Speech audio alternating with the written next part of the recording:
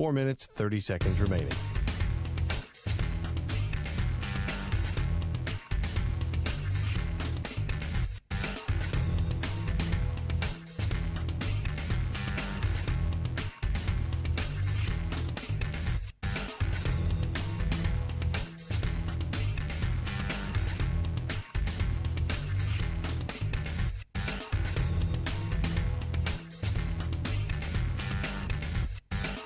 Four minutes remaining.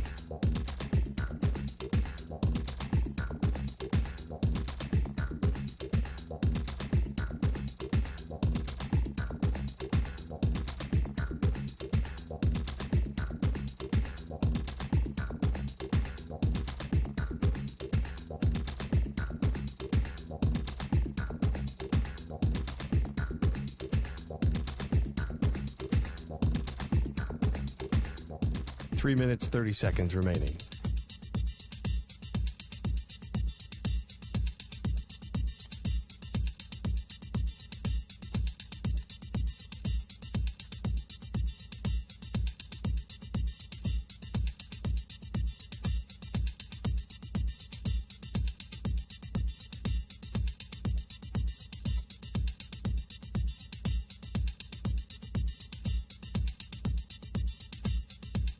Three minutes remaining.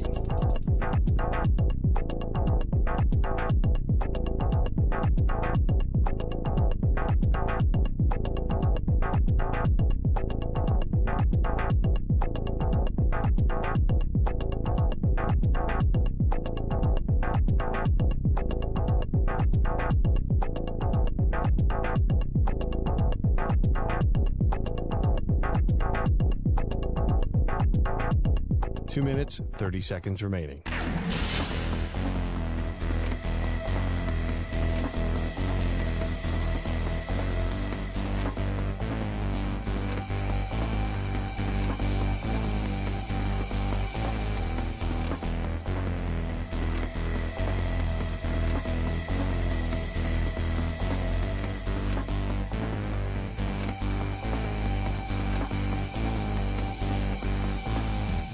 Two minutes remaining.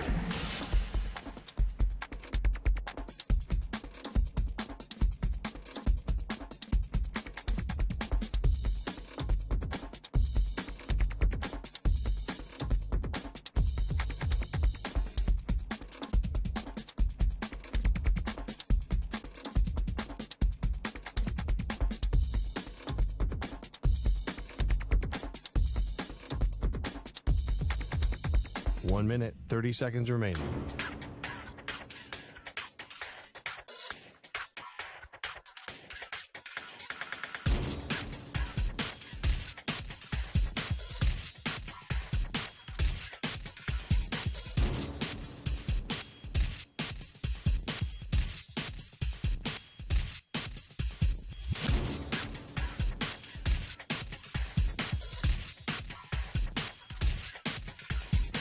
One minute remaining.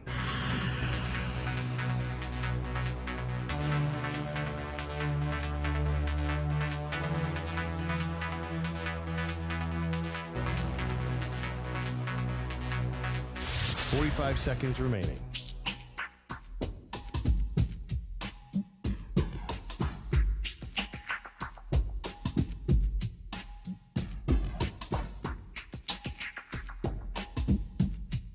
Thirty seconds remaining.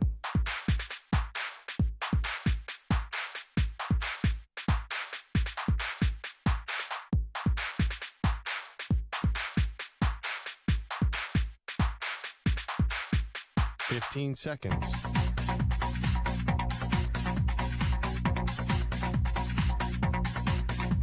Break ends in 5 seconds.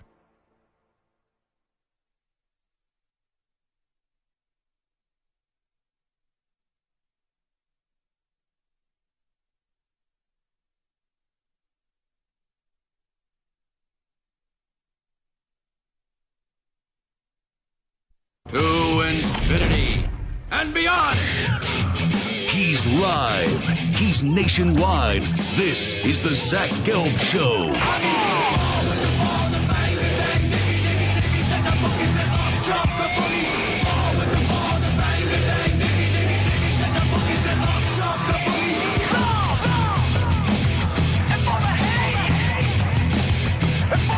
here's your host, Zach Gelb. Live from the palatial yet not overly ostentatious studios of the Infinity Sports Network. Welcome on in to a Monday edition of the Zach Gelb Show across all the great local Infinity Sports Network affiliates, Sirius XM, Channel 158, the free Odyssey app, and of course streaming live on YouTube. 855-212-4227 is the number to jump on in. 855-212-4227. You can always get at me on Instagram, where I'm straight flexing, or via the good old cesspool of Twitter, X, whatever you want to call it, at Zach Gelb. That's ZACHGELB. Rocking and rolling all the way up until 6 p.m. Eastern, 3 p.m. Pacific today. Got Stuart Kovacs and Carlos with the K. Rocking and rolling, jamming out with me. Okay, I got to start the show today with the Nuggets and Timberwolves series. This series is what I like to call a drunk series because you can't predict what's going to happen. It has been chaotic. And once you think you understand and you're getting a grasp on this series, momentum totally shifts. This is why, as a sports fan, you love sports. And I usually hate when a talk show host says that. This is why you love sports. It drives me bonkers. But this Nuggets and Timberwolves series has been great, and it's been awesome, and it feels like now it's going to go 7. Now, heading into this series, I was someone that said the Nuggets are going to win in 7 games. I had an immense amount of respect for the Minnesota Timberwolves. But once Anthony Edwards walks into Denver and takes a commanding 2-0 series lead, I was like every other Tom, Dick, and Harry, where we were saying, time to jump off the Denver Nuggets bandwagon. And then also, you got to figure on out that Minnesota's going to be able to grab one game and split games 3 and 4 at home. And that's how impressive Minnesota was in the first 2. But even yours truly, who's been a big supporter of the Nuggets and thought this team could win a championship years ago before they did so, even I gave up on Denver in coming back and winning this series. And I'll put my hand up today, and I'll admit I was absolutely wrong on that.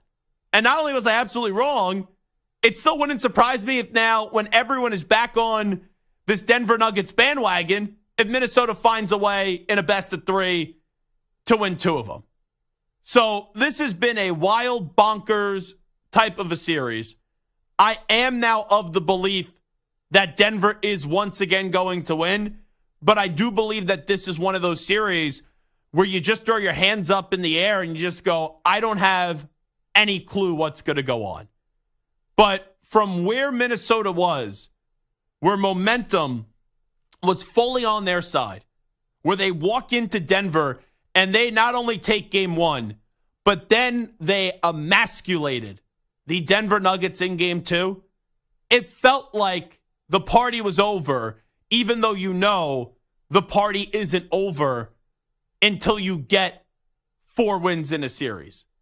But then for Minnesota to get blown out of game 3, and quite frankly, I know the score may not indicate it, but that was a blowout in game 4. Like, there were times it got down to 7, and you're like, okay, here comes Minnesota about to make a run. It's just a true reminder how unstoppable Nikola Jokic and Jamal Murray is. But you also got to remember where the Nuggets were after game 2. Like, they got lucky that Jamal Murray only got fined $100,000, and he didn't get suspended for throwing a towel at a referee, throwing a heat and pad on the court, and also doing the money sign, basically suggesting the game was rigged right to the official. But that wasn't, don't get me wrong, like, the acts of Jamal Murray were inexcusable. I was so clear that he should have been suspended for game 3.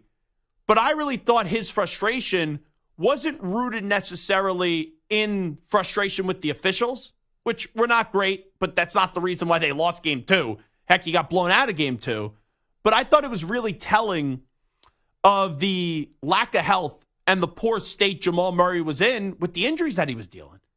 But Jamal Murray, the last 2 games, just did a complete 180, flipped the switch, and once again reminded everybody why for most of the year we were sitting here talking about Denver saying, until someone beats them when it counts 4 times, I'm not going to pick against them. So this is a series now where you tell me any of the outcomes. You tell me Minnesota in 6. You tell me Denver in 6. You tell me Minnesota in 7. You tell me Denver in 7.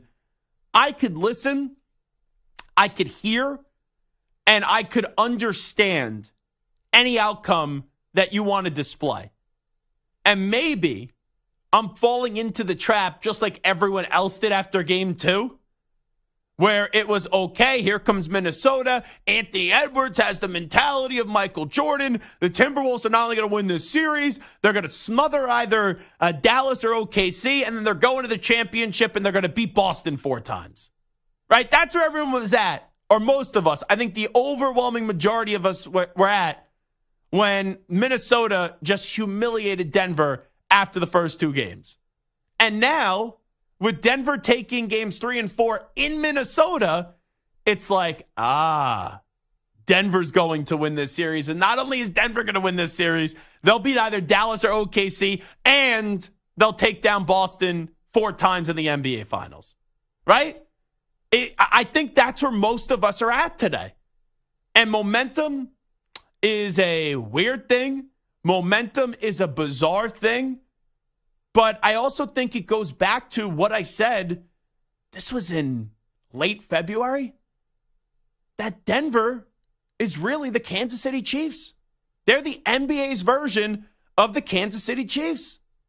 Where how many times last year or in the last 2 years did people doubt Kansas City?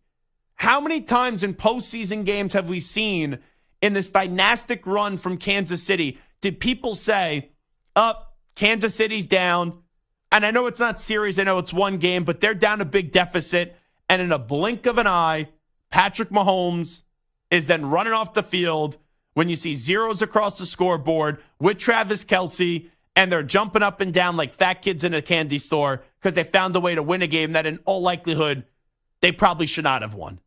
And now this is this series for the Denver Nuggets. When you're down 2-0 and you're going to someone else's house, you go from being the team that was expected to win it all, then to being the team that is not expected to win it all anymore. And forget about winning it all, not even winning that series. But when you have the defending champs on the ropes, you got to knock them out. Like Minnesota could still go on to win this series. But if they don't, they're going to look back at games 3 and 4. Games that, quite frankly, the way that they played out, they had no business of winning the game. But you're going to look back and say, we had everyone turning on Denver. You had Jamal Murray acting like a baby. Nikola Jokic finally, for the first time in 4 years, looking human. And we were ready to slam the coffin shut and hammer the nail right into the coffin. But then we didn't show up in game 3. We barely showed up in game 4. And what's happening now with Denver is the Undertaker, if you want to go a little wrestling term, which I'm not a big wrestling fan, but I grew up as a wrestling fan, so I know a thing or two about the Undertaker. But the music is coming on, the Undertaker music, and right now, Rudy Gobert, Karl Anthony Towns, they're looking shocked because they know Nikola Jokic and Jamal Murray are coming out of that casket, and they're ready to open up a can of whoop ass and find a way to win 2 more games to then advance to the conference finals. And this is just one of those moments in sports when you go through what is a 7-game series, why it could be a crazy roller coaster ride. And this is what you're seeing right now, because with 3 games left in this series, potentially, if it does go the distance to game 7, which I want to see this go to game 7, this roller coaster has taken a ton of turns. The roller coaster has flipped upside down, and you have no clue how it's going to end. And for a while, it was, okay, Denver's going to win this series, but here comes a young up-and-coming Minnesota team, and then Minnesota takes firm grasp of this series, and Denver has pulled it all right back. So yes, right now, I will fully admit this series has made me flip-flop 9,000 times, where at first it was, okay, Denver's going to win in 7. Then after 2 games, okay, Minnesota's going to win this series. Maybe at most it's going to go 6 games. But now I'm back in the line of thinking Denver is going to win this series in 7 games. Because I just don't see, like, you can make the case for Minnesota, but I'm not going to make the case for Minnesota because of the fact of the immense respect that I have for Nikola Jokic and Jamal Murray, and knowing how great of a duo they are with the proper supporting cast. And it just seemed like they were backed into the corner. They were a boxer that was a champion, looks like his title's about to get taken away. He's getting pummeled, and it looks like he's about to fall down, and the referee was going to count to 10, and it was going to be a knockout, and we were going to have a new champion. That's what it looked like. But now the Nuggets have come out of the corner, and they are delivering haymaker after haymaker after haymaker. And this fight just heard the bell ring. And now both teams are going back into their corner, and the team that was doing the smothering is now getting smothered. And we don't know how the rest of this fight is going to play out. But the fact that the boxer, or in this case Denver, that was getting smothered is now not only on 2 feet, but has some life. That's what Denver feels like. Like, hey, could they still get knocked out in this series? Absolutely. But it doesn't seem like they're going to get knocked out because they were begging to be put out of their misery, and they were begging for Nikola Jokic's offseason to start early, right? Have him go back home and play with his horses, which he enjoys. And now it's okay. We still got some life in this series. And there is still a lot more basketball to be played, not only in this series, but potentially other series for the Denver Nuggets. Let me do this right out of the gate. I'd be very remiss if I didn't mention this. A legendary radio caller, if you listen to WFNZ in Charlotte, which when I was on from 6 to 10 p.m. Eastern time, they are a loyal affiliate for so many years. And they've carried our network for probably since the inception, honestly. Like, they have been a great friend to us here at what was CBS Sports Radio and now the Infinity Sports Network. So it's the beauty of doing a national show. Even though we broadcast out of New York, you get to meet and connect with so many other stations, other talk show hosts, other listeners around the country that really don't share a lot in common with you, outside of they just love to listen to sports radio, and we all love sports, right? So when you do this job, you meet a lot of people. And when I was doing the 6 to 10 p.m. Eastern show, and I still do it to this day, because of us being on in Charlotte, I developed a very good relationship with the folks at WFNZ. And one of the best morning radio shows in the country on WFNZ is the Mac and Bone Show. So I, in football season for the last 3 years, have done a weekly with them every Friday. And when I do a weekly with the radio station, I like to listen to the show to get a better sense of the show. So I'm not just doing, a regular mail-it-in kind of phone call. And you could actually understand their inside jokes, throw it back in their face and have some fun. So I've become a big listener, and also I'm on in Football Fridays, the Mac and Bone Show.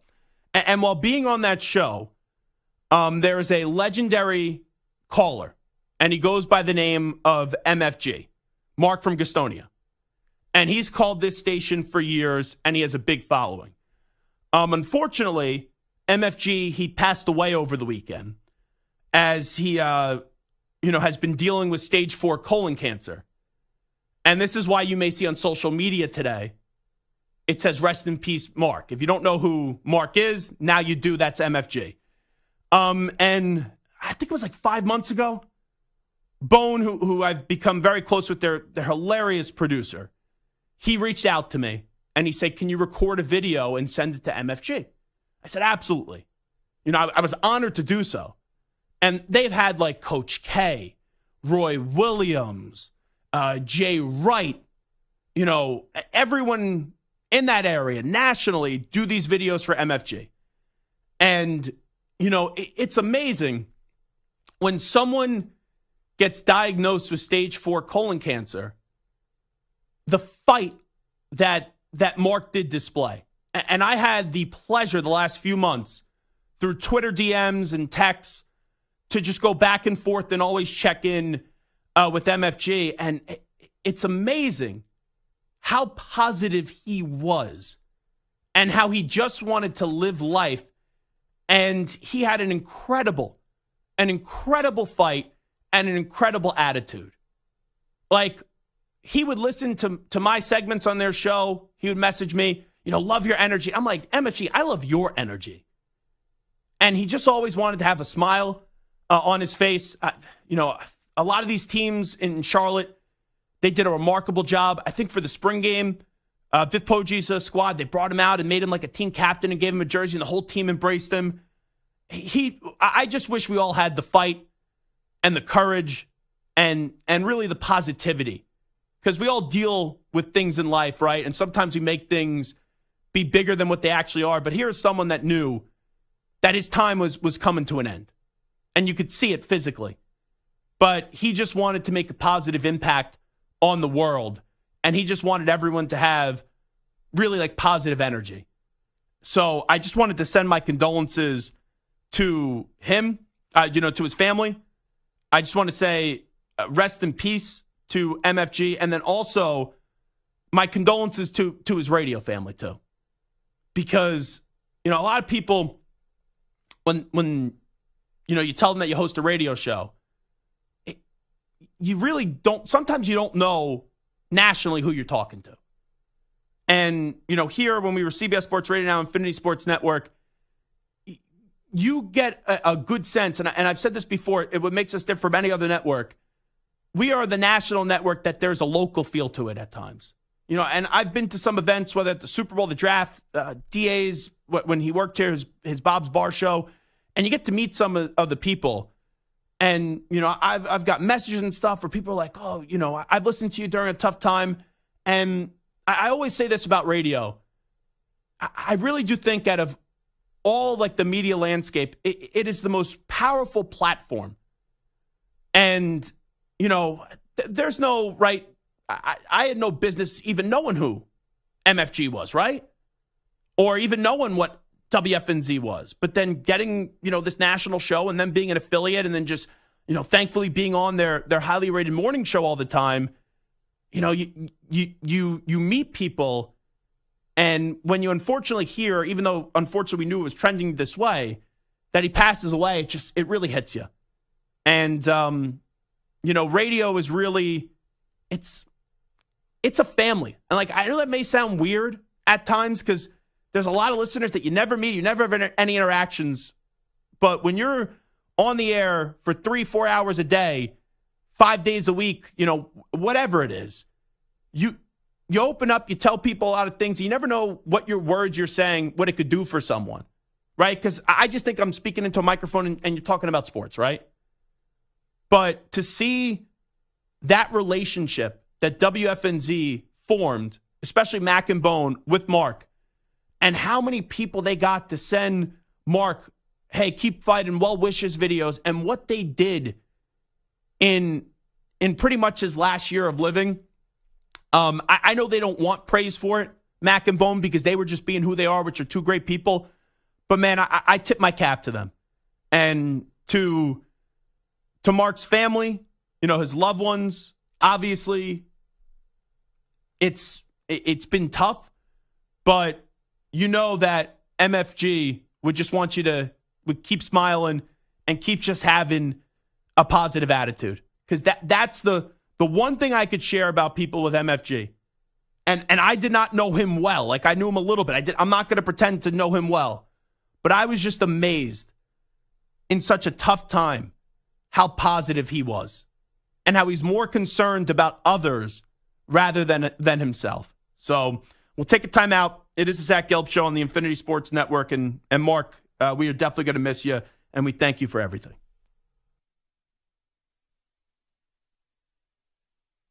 You're in a 5-minute break.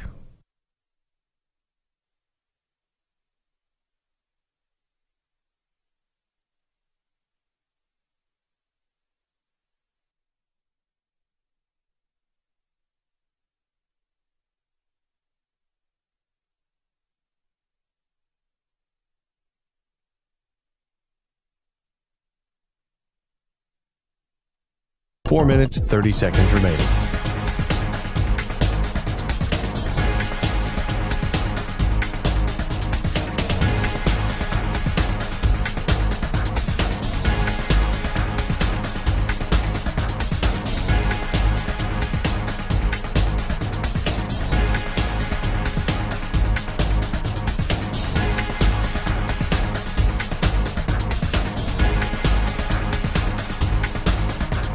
Four minutes remaining.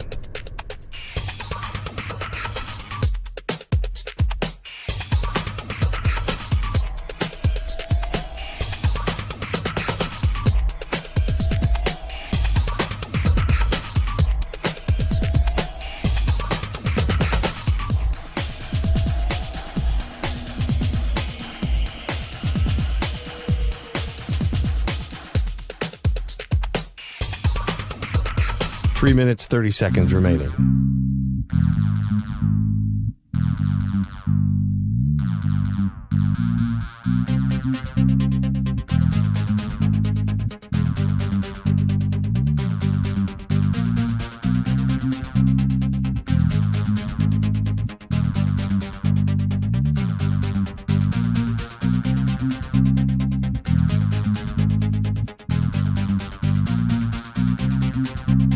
Three minutes remaining.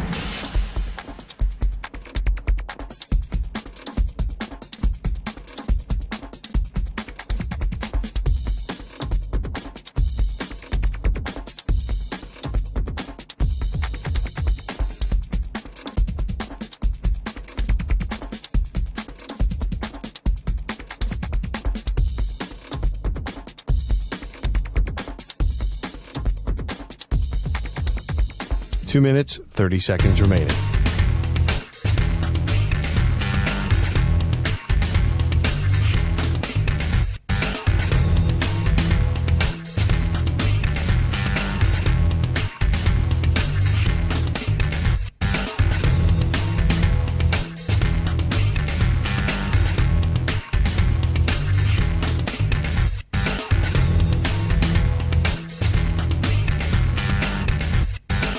Two minutes remaining.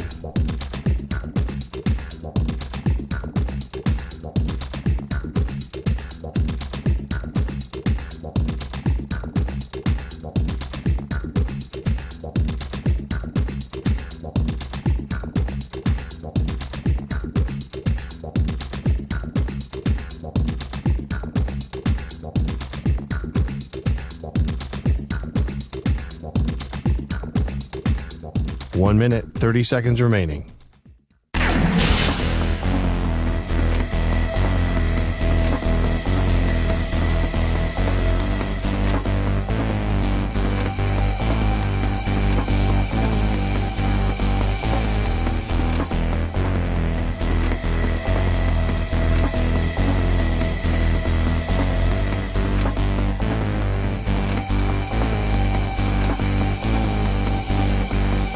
One minute remaining.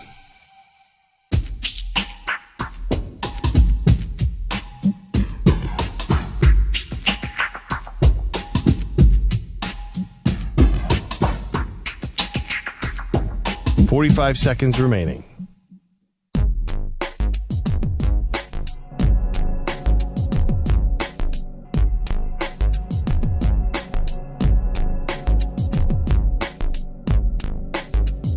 Thirty seconds remaining.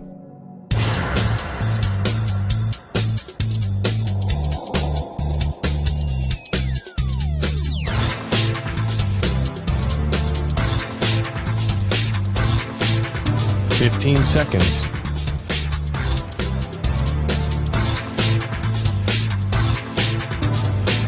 Break ends in 5 seconds.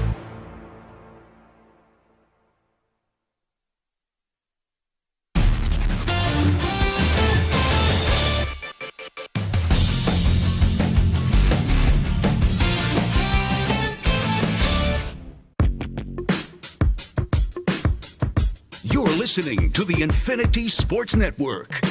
Alrighty, in the West, not only are the Denver Nuggets and the Minnesota Timberwolves the only series that you have no clue which way it's going to go, Knicks and Pacers as well. Because with the way that series started off and how the Knicks came back even with the injuries in game 2, you didn't think that series was over. But with the Knicks' toughness, you thought, okay, New York probably going to find a way to split either games 3 and 4. But how you lose matters.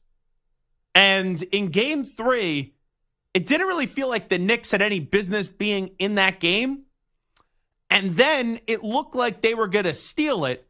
And at the end, Jalen Brunson was trying to draw a foul, and it ended up being a terrible shot. I know there was a little contact, but I didn't think he was really trying to get a good shot off. I think he was just trying to draw a foul. And when you when you lose a game that in all likelihood you probably should have lost, but then you were in it in the final few minutes, then you got to find a way to go win that game. And when the Knicks didn't do that, in game 4 yesterday, I'm not saying I was predicting that was going to be the blowout that it was, but I did think the Pacers were going to tie up this series at 2 games apiece. And I think there are some Knicks fans that think that OG Anunoby is going to come back this series. I could just tell you, and I'm not a doctor, right? I'm not going to pretend to be one, but I had the best seats in the house for game 2. And I was sitting right where the players, right behind the bench, right where the players run in and out too. And when OG Anunoby had that hamstring injury, he was running off the court screaming, "Oh bleep, oh bleep, oh bleep, oh bleep." And you knew something was serious. Like when Brunson ran off the court or walked off the court, you didn't know what was going on. At first, you thought it was a hand injury. Then you thought it was a groin injury. And then you find out it was a foot injury. But with Anunoby, it was obvious just the way he was walking, the way he was holding his hamstring, and what he was saying, that in all likelihood, he's going to be toast for the series. And some people go, oh, well, he traveled to Indiana, so maybe OG Anunoby's... No, he traveled there because that's where the medical staff was. That's why he traveled there, because he wanted the treatment directly from the medical staff. So this Knicks-Pacers series, it's far from over. But as we talked about with Denver and Minnesota, momentum has shifted. Where the Knicks had the momentum, and now it's gone back to Indiana. And I don't think the Pacers, and this isn't disrespectful, but I don't think the Pacers are a great team. I think the Pacers are just a good team. Like, if the Knicks were fully healthy with Julius Randle and OG Anunoby and Hardenstein's not dealing with the shoulder now, and Brunson's basically playing on one foot, the Knicks probably win this series in 6 games, maybe even less. And I was someone going into this series where I thought the Knicks fan was a little too confident. All right?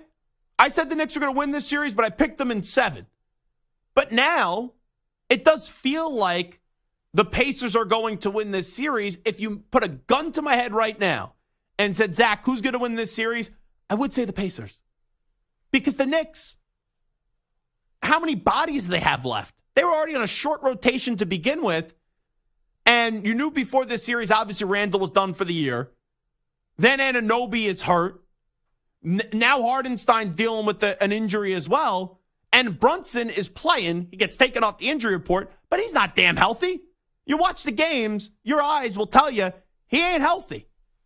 So I think the takes, if the Knicks end up losing this series, which the Knicks could very easily win Game 5. You know, I think it's close to a coin flip this series. If I had to give a slight edge, like I said, I would go to Indiana just because they're healthy. But the takes that I'm already hearing in the last less than 24 hours, right? Because the game was tipping off yesterday. Come on. NBA. I usually don't bitch about start times. 3:30 p.m. Eastern time, smack in the middle of Mother's Day. You know, there's a few days you could get away with even sports. Like, there's a lot of days. But there's a few days where you got to put precedence over something else rather than sports. You know, Father's Day, no offense, Dad, I love you. We could have sports on Father's Day. You know, the 4th of July, play the sports that you want to play. You know, even Christmas, I'm fine with NFL, and I'm fine with NBA on Christmas. Thanksgiving, too. But Mother's Day is a tough one because there's a lot of obligations on Mother's Day. And not only that, to celebrate my mom on Mother's Day. My sister was in town with my adorable niece. And not only that, on my dad's side of the family, my cousin Jenna's kid was celebrating his 9th birthday yesterday. So there I was, the dope, at a 9-year-old's birthday party, which was in a sports like kind of complex, bunch of flag football thing. Whereas the pizza's getting cut up and getting served, I have the iPhone out, huddled around the table. So it was not an easy day yesterday. And then thankfully the game was actually a blowout. Because if I had to be locked in, like the second half, I listened to it on the radio on the drive home because we were in where were we yesterday? We were in Yardley, Pennsylvania.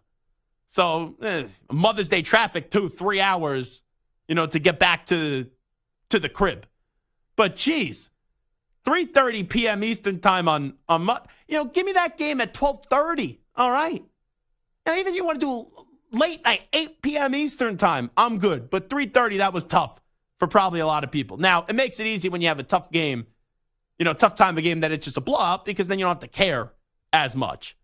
But in the less than 24 hours since this game started, I've heard some already dumb takes. Like the Knicks end up losing this series. Anyone saying Tom Thibodeau needs to go is just a moron. And that's the nicest way I could say it on a Monday when I'm trying to be positive and I'm trying to have a marvelous Monday, all right? But how many times do we sit there and we watch the NBA and we go, oh, this player's not playing. Oh, we got to create a criteria in the awards that if you want an award, you got to bare minimum play 65 games in the regular season. Like, are you kidding me? 82 games in a season. Players are getting paid these ridiculous amount of money, and we got to do a bare minimum so someone can win an award? Like, how many times do we complain about load management? A ton. So Tom Thibodeau, who is an old school coach, is a grinded out type of coach, is a demanding coach, has, let's be real, exceeded all expectations with this group. He has got the most out of this group, and he gets like no credit.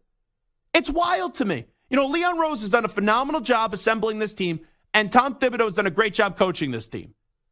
Thibodeau doesn't win Coach of the Year, and Leon Rose should have got a lot more votes for Executive of the Year. Like, what Brad Stevens has done with the Celtics this year, I know he got Porzingis, I know he got Holiday. It's really not that impressive, though. And Missoula, I heard that Tatum was bitching, right? We talked about this on Friday. He's bitching that Missoula didn't win Coach. Like, why? Your season really doesn't start until the postseason for Boston. We all know you could be a good regular season team. We all know you could be okay in the postseason. You got to take advantage, though, in the NBA Finals, in the conference finals. So a lot of people are like, oh, this is classic Tom Thibodeau. No, it's not. This is a coach that I like. They're not losing. Like, injuries are just unfortunate. And if you're going to pin his style to injuries, well, then you're just a hypocrite. Because you can't have it both ways. You can't be, oh, I hate when load management happens, and then when a coach actually goes all out, oh, he's the reason why all these guys are getting hurt. Injuries are just an unfortunate, nasty part of the game. But I'm not going to be one of these people that get on the air and be like, oh, Thibodeau, wrong coach for this team. He's actually the perfect coach for this team. Because, no offense, when you walked into this season, it's like you actually had expectations for the Knicks. No one could have thought they would have been the 2 seed. And they have played a great brand of basketball this year, and he has advanced the careers of these younger guys. And I know people, right, when Jalen Brunson, if they get eliminated, he's going to say, yeah, you can't win a championship with Jalen Brunson. You can win a championship with Jalen Brunson. But you need some more talent around him. Julius Randle, if he was in this series, they probably win this series easily. OG Anunoby healthy, they win this series. And I'm not saying that Brunson, Randle, and Anunoby is a championship team. Right? There's a difference just getting a conference finals, difference just getting an NBA finals, and then winning it. And we've seen that like Miami. Jimmy Butler and Bam Adebayo, great 1-2 punch. They got to 2 NBA finals. I don't think that's enough to win a championship. I think their apex is just getting there. So when this series ends, whether the Knicks lose or win, I think 2 things need to happen. Stop at this nonsense on bashing Tom Thibodeau, number 1. And number 2, you take with a great postseason that Brunson's had, shouldn't be, oh, the Knicks can't win a championship with Jalen Brunson. No, they just need to go get that one extra piece. But the Knicks, for the first time in a long time, have stability. They made the playoffs 3 of the last 4 years. People aren't just looking at the Knicks and they're saying, oh, wow, expect the Knicks to nick, right? That's not the case anymore with this group. Now, let me ask Manny Rodriguez, who may be a big Knicks fan. I always see now on Instagram, every Knicks game, there's posts, there's videos, happy, sad. This is a man that wears his emotions on his sleeve. And right now, he is having his cabeza in his hands. Because you don't look too happy, my friend. It's embarrassing. What they did yesterday was just embarrassing. I had to sit down in the newsroom down the hall, just watch them. Oh, you were here? I was here, dude. And I was just watching them just brick after brick after brick and watching the Pacers just cash after cash and cash. It was so frustrating, dejecting. But you know what? Isaiah Hartenstein said it after the game. You know, like this was disrespectful to our fans. So I do expect them to come out at the Garden, tomorrow, and play well. But was yesterday really disrespectful to the fans? This is a team. You're showing up and you're expected to be the strong, crazy, awesome, winnable team. But you got like 3 or 4 pieces missing right now. They're catching up the injuries. I know, but you know what? That's part of the playoffs. I mean, the battle of attrition. But not is like something, this. I know the Knicks. You lose one player, okay. Hey, next man up. We're talking about the next 5 guys up. We're talking about Julius Randle, who got hurt by Jaime Jaquez, who decided to play football on that last play in the fourth quarter. There's always stuff with the Knicks Mitchell with Robinson. Mitchell Robinson. Oh, yeah, Big Mitch, too. Mitchell Robinson is gone. Like you said, Isaiah Hartenstein picked up an injury late in the game, fell funny on his shoulder. But you know what? OG Anunoby, really the only injury that you can maybe blame Tibbs on is OG Anunoby's hamstring strain. Everything else feels like just bad luck. How can you blame Thibodeau on that? And he used to come on with this a lot on the network, Thibodeau, after he got fired. And I said, you ever going to change your style? Everyone says your style. He's like, I'm not the first coach to be demanding and aggressive. I won't be the last. No, I'm not going to change. And I respect that. I do too. I mean, too many softies these days. The way that the Knicks, you can't play hard anymore. It's crazy. I completely agree with you on your take that we had to establish minimum 65 games, and now we're complaining about a guy who's playing his players 43 minutes, 44 minutes, especially in the playoffs. I mean, you take a look at some of the other stars in the league; they're playing 40+ minutes every night. So, what are we talking about here? By the way, I think you look a lot better today than you did last time you were on this show when you were in a full suit. That's right. This is how I expect my radio people to look. You're in a bomber. You're in a sweatshirt. What kind of pants you wearing, by the way? Some joggers. Oh, some joggers? Yeah, some great And joggers. you have the tan jacket with the tan Arizona Diamondbacks hat. And the City Connectors, City Connect hats. Oh, is that? Wait, you have already the City Connect? Well, the Diamondback City Connect ones, they're old. They they came are out old? a couple of years ago, maybe 2 last year. Still, you buy a lot of sports fashion items? Yeah, I mean, I really like this fitted hat look with a little bit of a curved brim on it. That looks good. Yeah, I appreciate that. I think you should have worn that to your big interview last week. Well, then I would have been severely underdressed considering all my. I don't think so. You walk all my around other here. candidates. Hold on, severely. Carlos, what are you wearing today? Oh boy. Pair of jeans, some pair of J's, and a regular sweatshirt. Yeah, casual. Stu, what are you wearing? Oh, you got a sweatshirt on? I have a hoodie on and a hat. You look like Steve Bartman today, by the way. And I'm wearing like a Tommy Bahama shirt and jeans. I think this is. I would be more likely doing radio to hire you based off this than the suit that you wore last week. Well, you know what? Why don't you become the PD? I don't want to do that job. I'll just give all my opinions, but I don't actually want to make those decisions. I got to deal them with people's livelihoods. I don't want to do that. That's not fun. Anyway. I don't want to do it either. Knicks in what? You think they're winning the series? You think the Pacers are going to win? I think gun to your head, Pacers or Knicks, who wins the series? Knicks in 7. Okay, so that means Pacers in 7. You rolled your eyes big time when you said that. You don't believe it. I don't feel confident because, again, these injuries are starting to pile up. And how easy do the Pacers have it? They got by with an injured Dame Lillard, an injured Giannis. Now they're going to get by with an injured Jalen Brunson, OG Anunoby, Julius Randle, Mitchell Robinson, Isaiah Hartenstein. I can keep going. My uncle, we used to always say this with sports. Sometimes you'd rather be lucky than great. Just like the Pacers are a good team. They're solid. You got They're a little fine. luck. They're cool. You got to take advantage of it, though. TJ McConnell is annoying, man. Oh, he's awesome. Oh, my come on. goodness. If TJ McConnell was on the Knicks, I would Manny love would be him. like, No. dog, love him. Yeah, Let me tell you something about TJ McConnell. TJ McConnell is what Pat Bev thinks Pat Bev is. Just a pest. I'd rather have TJ McConnell on my team. Oh, I than absolutely Patrick would. Beverly. Yeah, I absolutely would as well. And I like Pat Bev up until the last round and all that nonsense. What an ass. Anyway, we'll take a timeout. When we come on back, the Ravens and Chiefs will open up the NFL season. That means the debut of Derrick Henry in a Ravens uniform will be in Kansas City. Who's a player in a new uniform this year that you're really excited to see in the NFL? We'll get to that on the other side. Update time first. Here he is, Manny Rodriguez. Infinity Sports Network Sports Flash. All right, Zach, we're sponsored by Progressive Insurance. Looking for a career path with flexibility, great pay, and benefits? Visit progressive.com/careers and apply online today. The Tampa Bay Buccaneers and safety Antoine Winfield Jr. have come to terms on a 4-year, $84.1 million deal with $45 million guaranteed, thus making the former Minnesota Golden Gopher the highest-paid defensive back in NFL history. Winfield Jr. led the league last season in forced fumbles with 6. The NFL announced its first game of the season. The Chiefs will look to start their three-peat at home against the Ravens in a rematch of last year's AFC title game. The season is slated to start on September 6th at 8:20 Eastern at Arrowhead Stadium. College hoops, Utah State transfer great Osobor, the top available player in the portal, has committed to Washington. The Mountain West Conference Player of the Year will reportedly make $2 million in NIL deals, which is the highest known valuation in NIL deals in the sport this season. Hockey, Boston Bruins captain Brad Marchand, who is day-to-day after he was hit in the head in Game 3 of their series against the Panthers, skated on Monday morning and will travel with the team for Game 5. The Bruins find themselves down 3-1 in this best-of-7 series. I'm Manny Rodriguez. This is the Infinity Sports Network. Follow us on X. Our handle is INF Sports Network. That's INF Sports Network on X.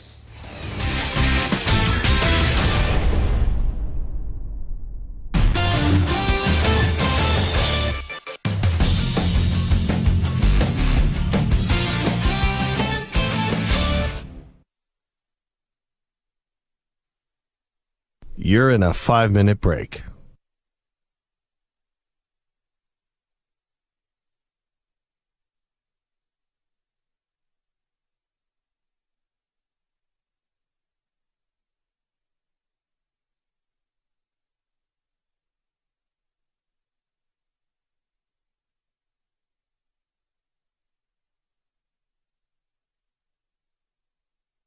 Four minutes, 30 seconds remaining.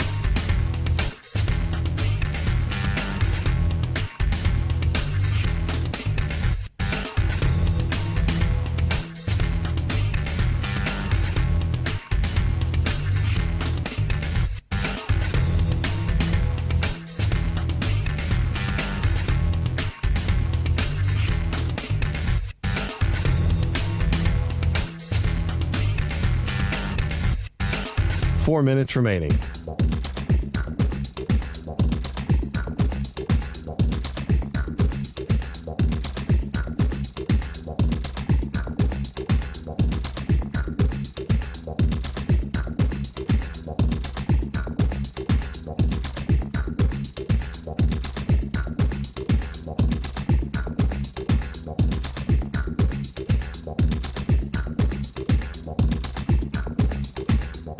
Three minutes, 30 seconds remaining.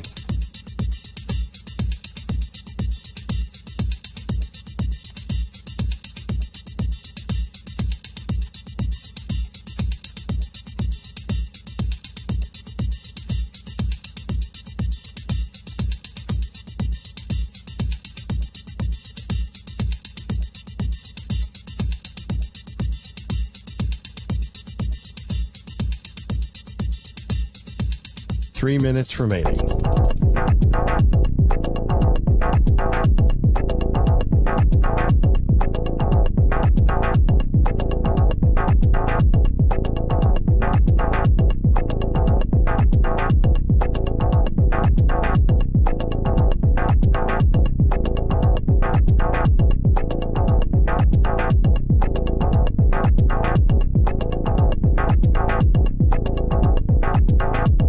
Two minutes, 30 seconds remaining.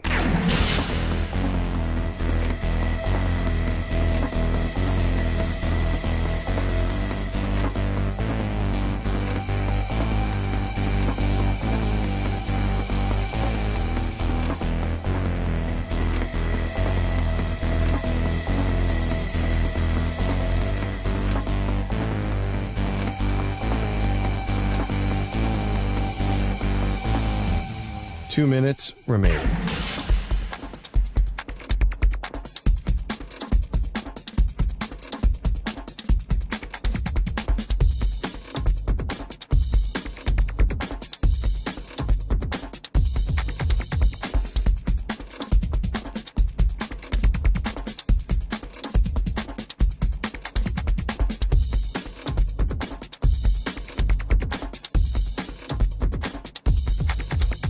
One minute, 30 seconds remaining.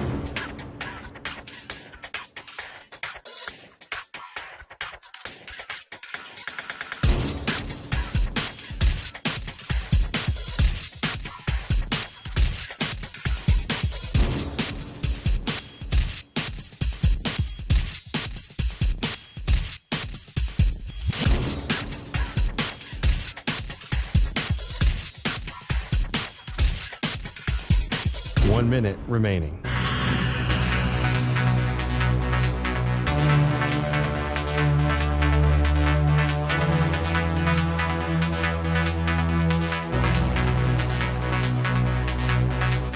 Forty-five seconds remaining.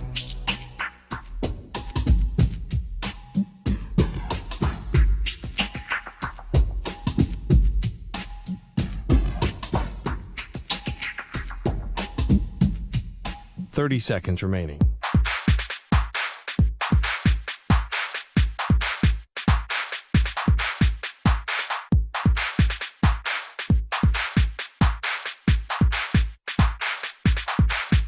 Fifteen seconds.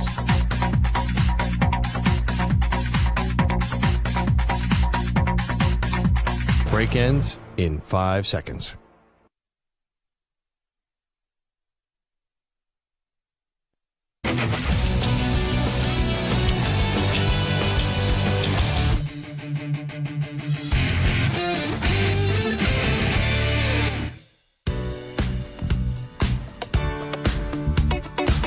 Welcome back to the Infinity Sports Network. And it's time to ask the pros, where you, the listener, gets to ask us a question. It's brought to you by our friends at O'Reilly Auto Parts. Simply tweet your question at INF Sportsnet or at Zach Gelb using the hashtag Ask the Pros. Be listening later in the show and we might answer your question. Think O'Reilly Auto Parts for all your car care needs. Get guaranteed low prices and excellent customer service from the professional parts people at O'Reilly Auto Parts. O'Reilly Auto Parts. I hope you win any musical awards anytime soon, I can tell you that. So the Ravens and the Chiefs, they are going to open up the football season in Kansas City. I also saw that there was one more leak, and the game is in Brazil on that Friday. And it's going to be the Eagles and the Packers. So you have Saquon Barkley making his debut in an Eagles uniform for the regular season in Brazil. You have Josh Jacobs making his debut for the Packers in Brazil. And for the Baltimore Ravens, you obviously have Derrick Henry making his debut for the Ravens in Kansas City. Who is a player in a new home for 2024 that you're most excited to see? My answer is one when he signed. I thought this team was going to be really good. I still think they're going to be good. But it wasn't like excitement. You don't think of this player as an exciting player. You just know he's consistent, and you just know he's good. But then on draft night, when the Atlanta Falcons selected Michael Penix Jr. 8th overall, it just threw a whole lot of gasoline on like a very small fire in Atlanta. It's actually, there was no fire to begin with. Terry Fontenot started a fire and then elected to throw gasoline all over the fire and make it an issue. But the player I'm most excited to see now is Kirk Cousins. Because I look at Atlanta, yeah, you like that. They should easily win that division. They should be a playoff team. And they could easily win a playoff game. But the reason why I'm most excited now to see Kirk is he doesn't play well. Atlanta fans, they don't care that you just got 4 years and $100 million guaranteed. They're going to say, we just used an 8th overall pick on Michael Penix Jr. We all know this guy's good. We all know he's NFL ready. And it could create a very contentious and ugly situation where a big reason why Kirk wanted no more part of Minnesota is they told him they were going to draft a quarterback regardless if he came back or not and re-signed with them. And then the team that he goes to, he thinks, okay, this is going to be the last chapter of my career. I'll play 4 years, then probably retire, maybe do one more contract for another year or two. And then, boom, year one doesn't even get started. He doesn't get to meet his teammates yet. And Michael Penix Jr. gets drafted 8th overall. So I'm most excited to see how we're talking about Kirk Cousins in a Falcons uniform. And if he gets hurt again or if he doesn't play well, what does the Michael Penix Jr. era, or when does the Michael Penix Jr. era get started? I think in an ideal world, the Falcons want to have Kirk play for 2 years, and then they'll worry about dealing him somewhere else or getting rid of him and then go to Michael Penix Jr. But Michael Penix Jr. isn't a spring chicken. He's 24. So he's NFL ready, too. This is not like Drake Maye may want to sit a year or two. This guy's ready to play right now. Stu, who's your answer here? So I will go with Stephon Diggs with the Texans. That's a good one. I love the match. I know he's a little older now. He's 30, so that's kind of when receivers start to decline. But even for some that said he had a down year, he still had 1,000 yards, still had triple digits in receptions. And I just think that combination with Stroud and that offense as a whole is going to be so exciting to watch. And I think Diggs is going to be a major part of that. Yeah, and I think he's going to be better than what he was last year. I know you mentioned the stats, and I know you talked about how he still did this. I thought his stats were very misleading, though. If you take a look, his last touchdown, I was at the game. I'm pretty sure it was up against the Eagles. Yeah, it was against the Eagles on November 26th. His last 100-yard game was on October 15th. I thought last year, I don't know how much it was. It's a question. How much of a product is him getting up there in age and him slowing down? Or was it that he wasn't liked and he didn't get along with Josh Allen anymore and he was becoming a problem, a malcontent in that locker room, no matter how much they said he was a great teammate and all that stuff? I think this trade's going to bring some life back to Stephon Diggs. And also, he's now could be a free agent at the end of the year, however they did that contract now. I think you're going to see a good version of Stephon Diggs this year. So I like that one. Also, Danielle Hunter on the other side of the ball. That's someone I'm very excited to see with the Houston Texans. Carlos with a K, what's your answer here? I'll go with a receiver that's even a little bit older than him. Keenan Allen to the Bears. That one's a spicy meatball for me because even though he got hurt, only played 13 games, 6 in the NFL receptions at 108, 11th in receiving yards with 1,243. And you don't even need him to be the top guy anymore. You pair him with Rome, and you pair him with DJ Moore on the other side. The Bears' offense, DeAndre Swift in backfield. That Bears' offense, it looks scary. I actually am really intrigued about that team as a whole, so I'm going with Keenan Allen. I think the Bears are a playoff team. I do. I am also very curious to see Josh Jacobs with the Green Bay Packers, and you add him with Jordan Love. And if I didn't say Kirk Cousins, you know what I would have said? It's really Saquon Barkley. Because that's a move in Philadelphia where there was, even if, Saquon has health problems, stuff like that, it just was a move that once again shows you how many weapons that they have. And I expect the Eagles to bounce back in a big way this year. I really do. I'm starting to buy more stock in the Eagles than where I was at the end of last season. And the three best teams of the NFC, in no order, it's Philly, it's the 49ers, and it's also the Detroit Lions. Did you just throw my microphone up to a different level here now? Yeah, clean up in the booth here. Man, I was like, my volume just started to go up exponentially. I was like, I didn't even turn my headsets up. I saw Carlos was puking when I said Saquon. Oh, he's smart. He left the Giants. I don't blame him. Coming on back.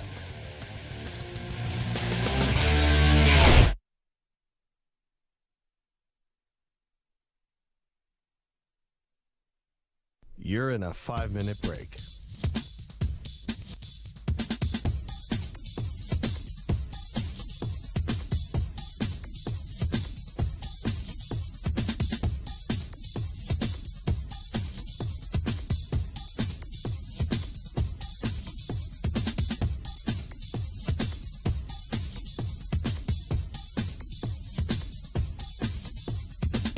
Four minutes, 30 seconds remaining.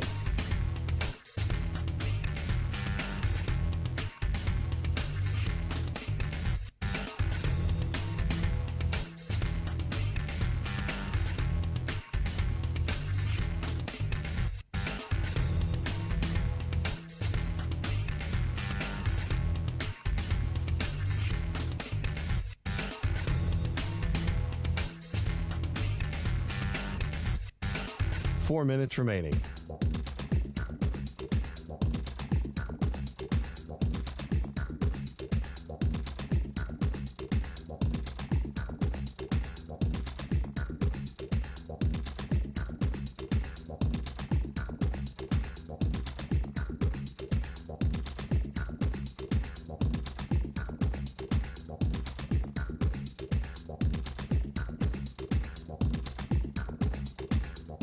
3 minutes, 30 seconds remaining.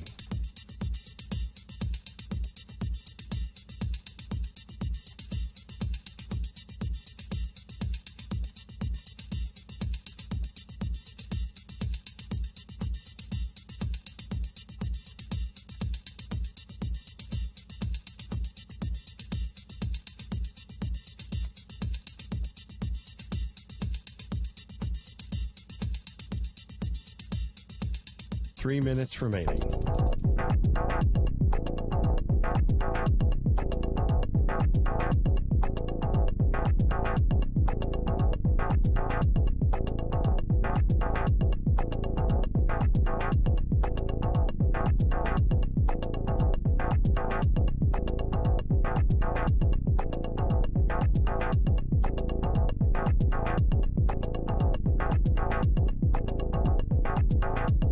Two minutes, 30 seconds remaining.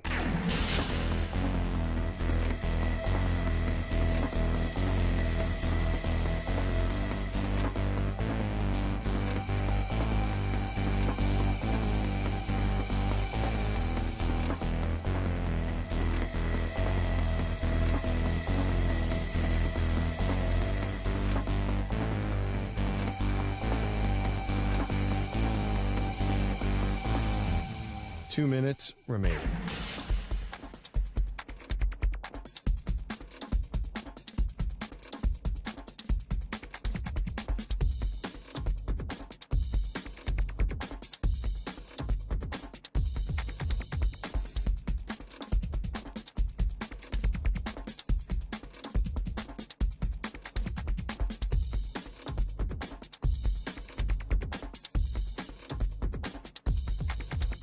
One minute, 30 seconds remaining.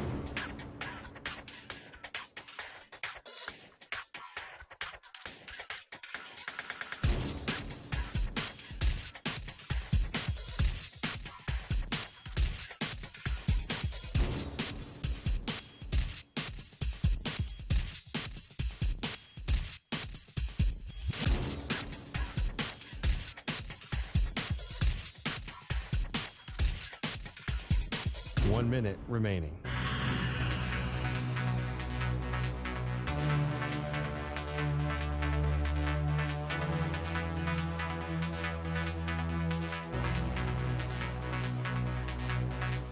.45 seconds remaining.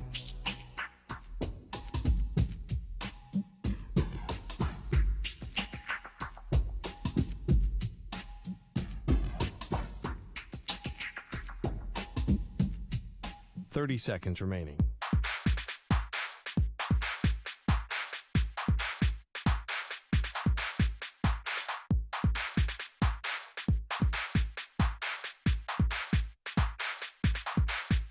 .15 seconds.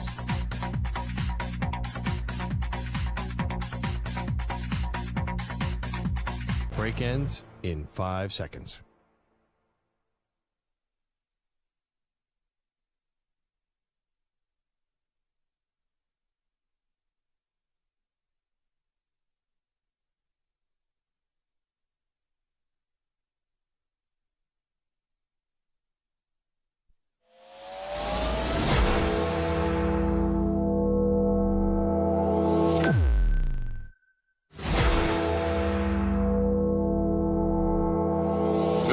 Infinity and beyond.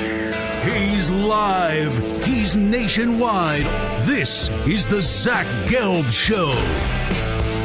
How we doing? Hour number 2 of our radio program. That's right. It is the Zach Gelb Show, coast to coast on the Infinity Sports Network.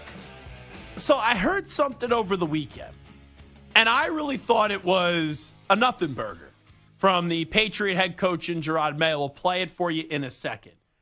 And I don't want to say I was getting mad with the analysis that I was hearing off of this, but what I will say is I think it's a product of it being this time of the year where I love watching the Stanley Cup playoffs. I love watching the NBA playoffs, but really, like a lot of these national shows, and us being one of them, it's turned into, because of the strength and the power of football, how can you always find football topics 365 days out of the year? And right now, since you are post-draft, way past free agency, way past the window of where you have maybe a few weeks of some trades going down, that there's a lot of over-analysis when you get into OTAs and when you get into the early goings of training camp down the road. And I've said this before. What I get to do for a job is absolutely awesome. But there are two things that I can't stand when I have to do them. Or a job in sports that I would never want to do. The job in sports I would never want to do is be a baseball beat writer. I love baseball, right? Carlos and I went to a Met Cubs game a few weeks ago where by the way, Stu, I thought Carlos was going to get his ass kicked. I was ready for the smoke, at too. the game. Well, it would have been a crazy headline. Marine gets destroyed at a baseball game or gets beat up by a bunch of Met fans. And no one would have known that Carlos at the game was a Marine outside of me, or is a Marine at the game outside of me. But Carlos, he's a character. And I'm going to say this in a nice way. He's got a fat mouth. He does. So Carlos isn't afraid, which I thought it was in a jovial sense. But Carlos isn't afraid to kind of stir the pot a little bit when you're at the game. And let's just say, Carlos, what? You had a few cervezas in you, but nothing crazy. We had 3 or 4 beers at the game? Yeah, we were fully coherent. I wouldn't blame that on alcohol. We were good. It's definitely not blaming on alcohol thing. But Carlos, since he's a character, you're a road fan. There's a strike 3 call. Most people just go, yeah, nice job. Carlos gets up and he does the punch out. And he goes, sit down, take a seat, you bum. So there's a line, and you could tell. And I don't even want to say when Carlos is crossing the line, because there's a difference in crossing the line. It's okay, and I don't advocate for fighting at a sporting event, but you could see why when someone is asking for it, maybe something goes down, and you could understand why someone got into a little altercation, even though it's the dumbest thing you could do at a sports game. So let's just say there was a rowdy group of Mets fans about 2 rows behind us. And in the game, there was a very controversial ending to the game where Pete Alonso was tagging up at third base, and he clearly beat the throw, but they called him out. But when he was sliding, he didn't get his hand down. His hand literally slid over the plate, but by first, since the body beats the throw, and he beats the throw, you're thinking he's safe. So everyone in the building thinks he's safe. And since they originally called him out, that's why they didn't overturn it. If they called him safe originally, I don't think they had enough to overturn it. But when you look at the second-by-second replay, yeah, I could even admit that his hand never actually hit the plate before getting touched by the glove with the ball in it. So during the whole replay, Carlos is like, what are all you idiots talking about? This game is over. You lost. You're going home. And since the replay was a little ambiguous, a lot of people were going back and forth, and it looked like for a second the call was going to get overturned. So in the buildup, and you will even admit, Carlos, this was the longest review ever. Oh, it took forever. It took forever. So as people were getting impatient, Carlos just continues and continues and continues to basically incite the riot. And then the umpire gets out there, and the wording, I forget how the umpire worded it. He made it seem at first it was getting reviewed, was getting reversed, and then he's like, nope, call in the field stands, he's out. So most people in that scenario would just be like, all right, we understand. Yeah, go Cubs, go, right? Carlos does the whole chant and everything, that's it. Carlos turns around to everyone, he goes, see, suckers, he's out, he's out, Cubs win, you lose, loser, loser, loser. And I'm like, oh my goodness gracious. I gotta walk with this guy past these 10 to 14 men that wanted to kick his ass. So as we're walking past these guys, I go, he's a great American. He fights for our country. And they're like, oh, really? And I think that prevented him from getting his ass kicked. I'm like, woo, that's at least the one get out of kind of get your, don't get your ass kicked kind of card right there. So that was my experience with Carlos with the K at a baseball game. Very fun time, though. Can't wait for our next one. Yeah. I may get you tickets and then sit somewhere else. So how do we even get onto this topic? Did you start I don't even know how we got onto. Because you didn't want to be a baseball beat reporter. That's the yes. worst, the job that you didn't want to have. Thank you. So I would not want to be you got me right back on track. See, I bailed you out. Now you bailed me out. Look how that goes. Except there wasn't like a pack of out of shape men that were getting ready to just beat the snot out of you. It was wild. So I would not want to be a baseball beat writer. I think it's just a miserable job. I think it's a boring job. The other job that I can't stand is whenever I would have to go to OTAs or training camp for football. It is the most monotonous thing, and the OTAs specifically because it's grown men in shorts and a T-shirt, and you have like these nerds. Oh, this player did this in practice, and this player did this in practice. Practice is designed for what? To get better. So when we amplify the mistakes in practice, I just don't understand that. Like, you could have a bad camp, you could have a bunch of bad practices, but if someone has one bad practice, I don't think you now have to start to say, oh, this person's going to be a bust or this person is going to be a terrible quarterback. So the reason why I'm bringing this up is Gerard Mayo, the coach of the Patriots, was asked about his early impressions about Drake Maye. And here is what the Patriots' new head football coach had to say about his quarterback. Early impressions of Drake, look, I mean, he has a lot to work on. But I have no doubt that he'll put the time in. So, I know you guys saw him out, or you didn't see him out here yesterday, but, he was here all night trying to get, on the same page as everyone else. So you hear that quote from Gerard Mayo. He's got a lot to work on. And then today, everyone on their shows go, oh, seems like Drake Maye's struggling. I just saw Plaxico Burress was on with our buddy Craig Carden this morning, and he's like, the Patriots already regret the decision. This is what Plaxico Burress said. To draft Drake Maye. What? What was the one analysis about Drake Maye heading into the NFL draft? He's not NFL ready right now. He may be best to go to a place and sit for the majority of year one. So a few practices in, people are already going to say, because the coach says he's got some things to work on, that this dude's now going to be a bust. It's just a definite, we are now in the time of stupid season when it comes to the NFL, where people want NFL content, people want NFL takes, and since there's not a lot of takes and content given from the NFL, we take little things and we make them into big things. And here's also the other thing.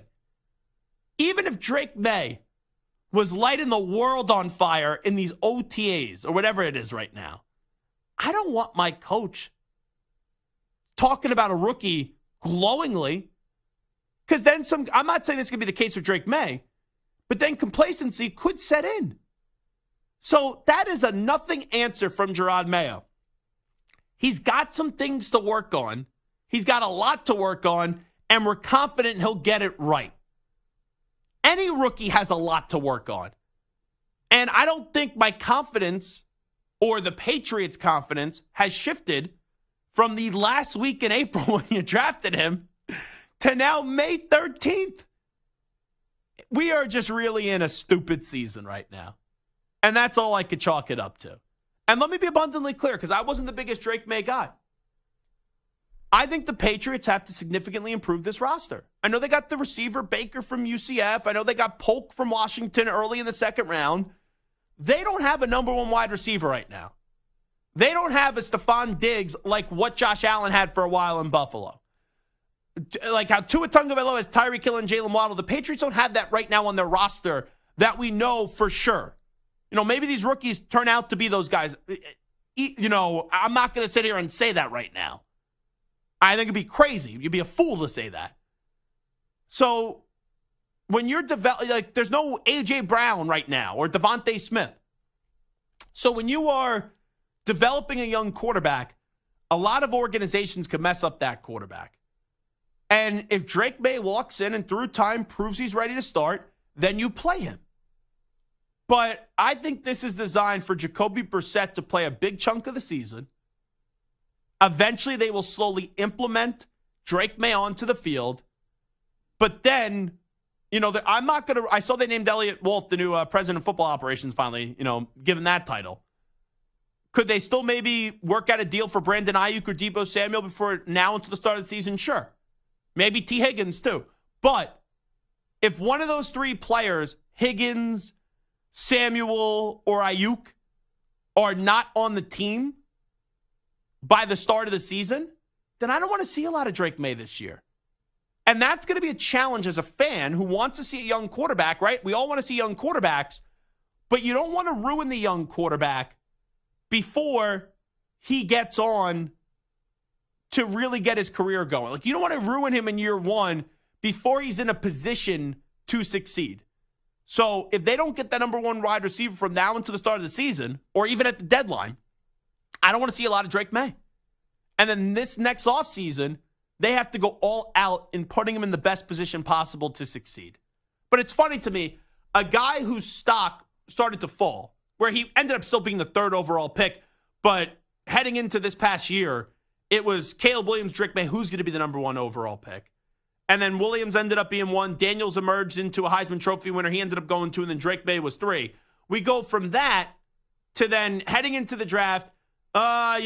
Chris Sims had him, what is his, like, 6th best quarterback. A lot of people were critical of the film because you keep on hearing Josh Allen, where, yeah, Josh Allen put it together, but there's a chance that Josh Allen may have never have put it together. So there's that floor, and then there's that ceiling. And that's been the game that you've had with Drake Maye. But to sit here, like literally 2 or 3 weeks into this guy's NFL career, when you have nonsense going on, and he's just starting to get to know the team, and anyone have an opinion that has changed from what it was 2 to 3 weeks ago, that's crazy to me. And now Plaxico Burress can sit there on FS1 and say, yeah, the Patriots are to regret the decision. What the heck are you? If that's the case, fire everybody. If you regret that decision 2 or 3 weeks in. So who's the rookie quarterback that's under the most pressure this year? Is it Caleb Williams? Is it Jaden Daniels? Is it Drake Maye? Is it Michael Penix Jr.? Is it J.J. McCarthy? Or is it Bo Nix? I'll just do this from the start to narrow it down and then give you my answer. Pressure or no pressure? There's pressure on Caleb Williams, but I'll say there's a honeymoon phase. The Bears finally think they got their guy. Now, you can't go out there this year and go from a 7-win team to a 4-win team. But if you go 9-8 this year and just miss out on the playoffs and you show that hope, what you're supposed to be, I think Bears fans will be fine by that. I actually think the Bears are going to make the playoffs. But, there's more pressure than no pressure, but I'm not going to say he's the number one answer. Jaden Daniels, there's a little pressure early. They have more talent than what people think with Terry McLaurin and Jahan Dotson. But you're starting over new, and you have a brand new ownership. You got a new GM. You got a new coach. You just can't get hurt, and you can't be terrible. Like, if Jaden Daniels gives you an average season this year for a rookie quarterback, I think people will be fine. Drake Maye, I'm going to say no pressure because I don't know when he's going to get on the field. Michael Penix Jr., same thing. No pressure because in all likelihood, he's probably not going to get on the field this year unless Kirk Cousins gets injured or he just stinks coming off this Achilles injury. Bo Nix. Does anyone think Bo Nix is worthy of the 12th overall pick in the draft outside of Sean Payton? I don't. Now, he's going to play right away, and I fear that they could ruin him, but I don't think he has a ceiling of greatness. I think he just has a ceiling of being good. The player with the most pressure on him that's a rookie quarterback entering this year is J.J. McCarthy. Because, when I talk about Caleb Williams and Jaden Daniels, there's a honeymoon period. Because people expect those two guys to be great. For J.J. McCarthy, he was probably the most polarizing prospect in the draft. Because they're selling you off of the guy's a winner. He wasn't asked to do a lot at Michigan. But we think he could do X, Y, and Z when you have him throw the ball more. Maybe he will. And he's actually going to join us on the show J.J. McCarthy on Thursday. He's supposed to join us at 4 p.m. Eastern, 1 p.m. Pacific. And you guys know me, I'm a big fan of J.J. McCarthy. But I don't know if J.J. McCarthy, and I don't think J.J. McCarthy has the ceiling of being an elite quarterback. But the fit for J.J. McCarthy was massive. And J.J. McCarthy landing in Minnesota with O'Connell, with Jefferson, with Addison, with Aaron Jones, with Hawkinson even coming off the injury, he's put in a position where he has more than enough weapons to succeed. And he could be a game manager early and then eventually take off and maybe become a star. But since it's really 50-50, where there's one side that they are adamant that McCarthy will reach that potential, another side that just don't see it, I think a lot of eyes are going to be on McCarthy early, especially when you had Kirk Cousins there, who was good, but not great. And you have a team with a lot of loaded weapons on offense. There's going to be an expectation for J.J. McCarthy, and there's going to be a big-time evaluation because people are so split right down the middle on either you loved him or you hate him. And it was a 50-50 split when analyzing J.J. McCarthy. And I think the factor of him, in a weird way, being unintentionally polarizing, because, like, the kid's an awesome kid, and he's a winner, and he's a hard worker, but him being unintentionally polarizing because of what people think he can be or can't be will create a lot of eyeballs getting placed on him early on, and there will be those immediate opinions where with any rookie, for the most part, you have some good moments and some bad moments, and probably more bad moments than good moments in year one. So I think J.J. McCarthy is the rookie quarterback under the most pressure entering this season. How about you? 855-212-4227. We'll take a break. Bronny James is reportedly going to stay in the NBA draft. What does that mean for LeBron James? We'll discuss next. You're in a 5-minute break.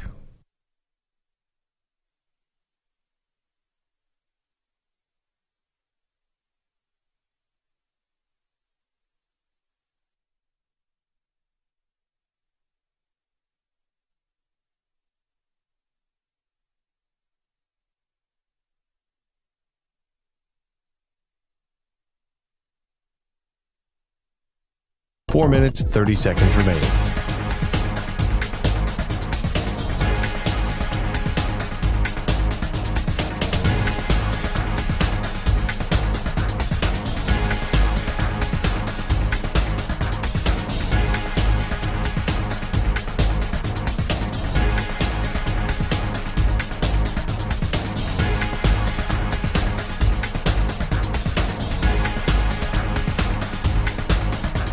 Four minutes remaining.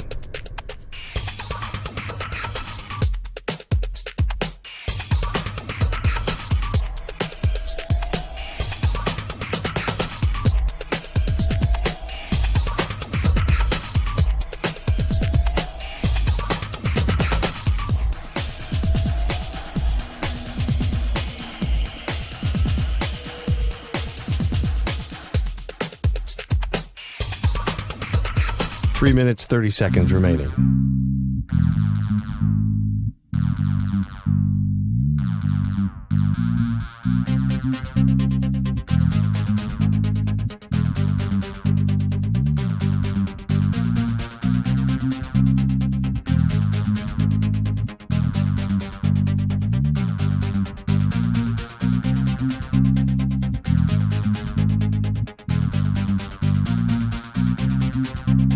Three minutes remaining.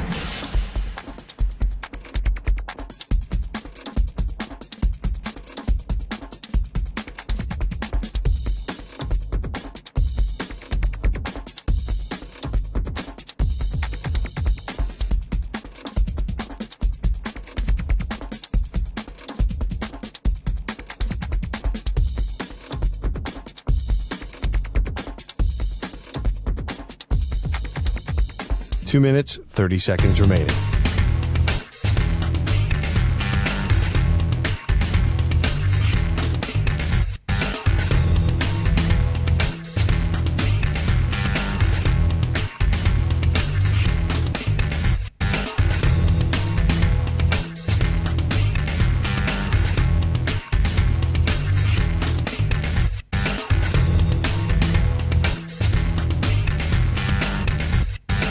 Two minutes remaining.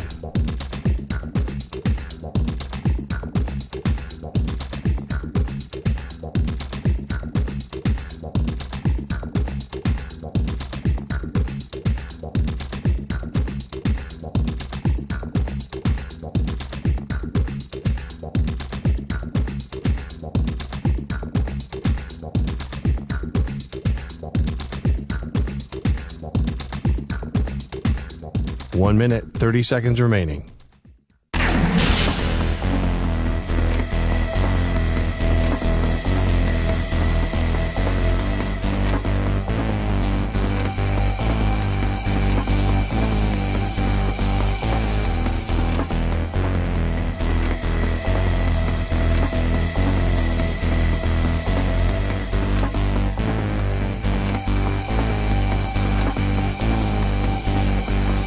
One minute remaining.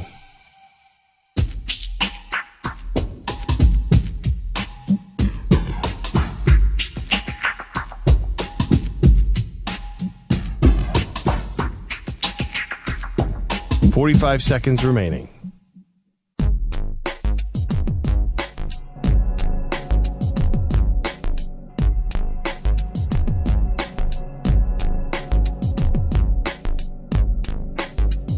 Thirty seconds remaining.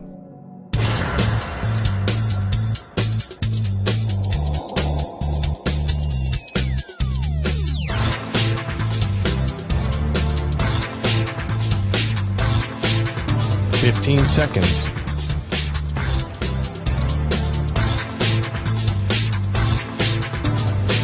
Break ends in 5 seconds.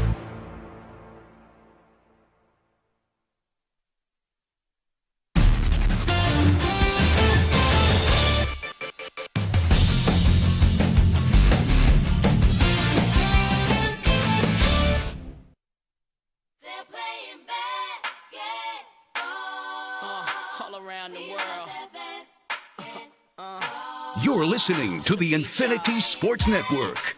So Bronny James has up until May 29th to decide if he's going to stay in the draft process or go back to college. He has been medically cleared to be drafted and play in the NBA, as you did have Adrian Wojnarowski report on that, and that goes back to the unfortunate heart issue that he had about a year ago. So that's good news that he's medically cleared, and we know that he did return for USC last year and played, sparingly for the USC Trojans. And now there's that decision. Is he going to go through with this NBA journey now, or is he going to go back to college? And he's already in the transfer portal if he wants to return.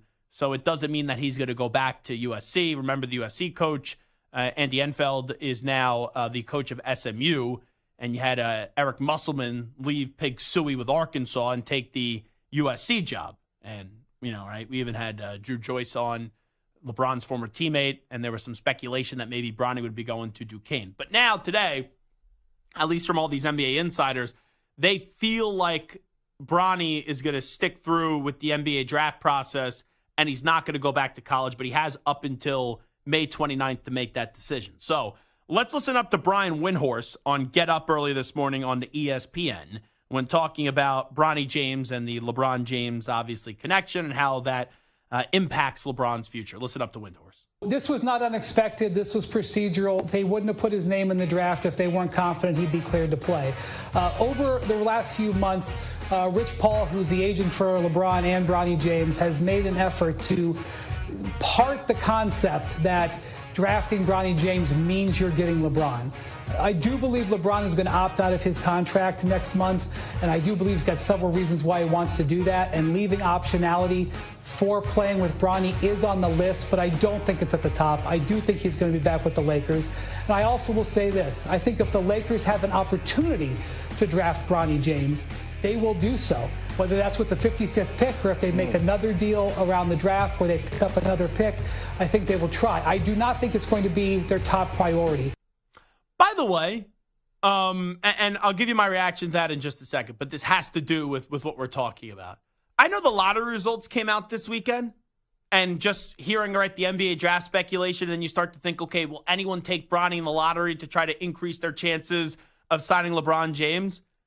Did anyone actually know that the lottery results were happening this weekend? I am usually a nerd for the NBA draft lottery.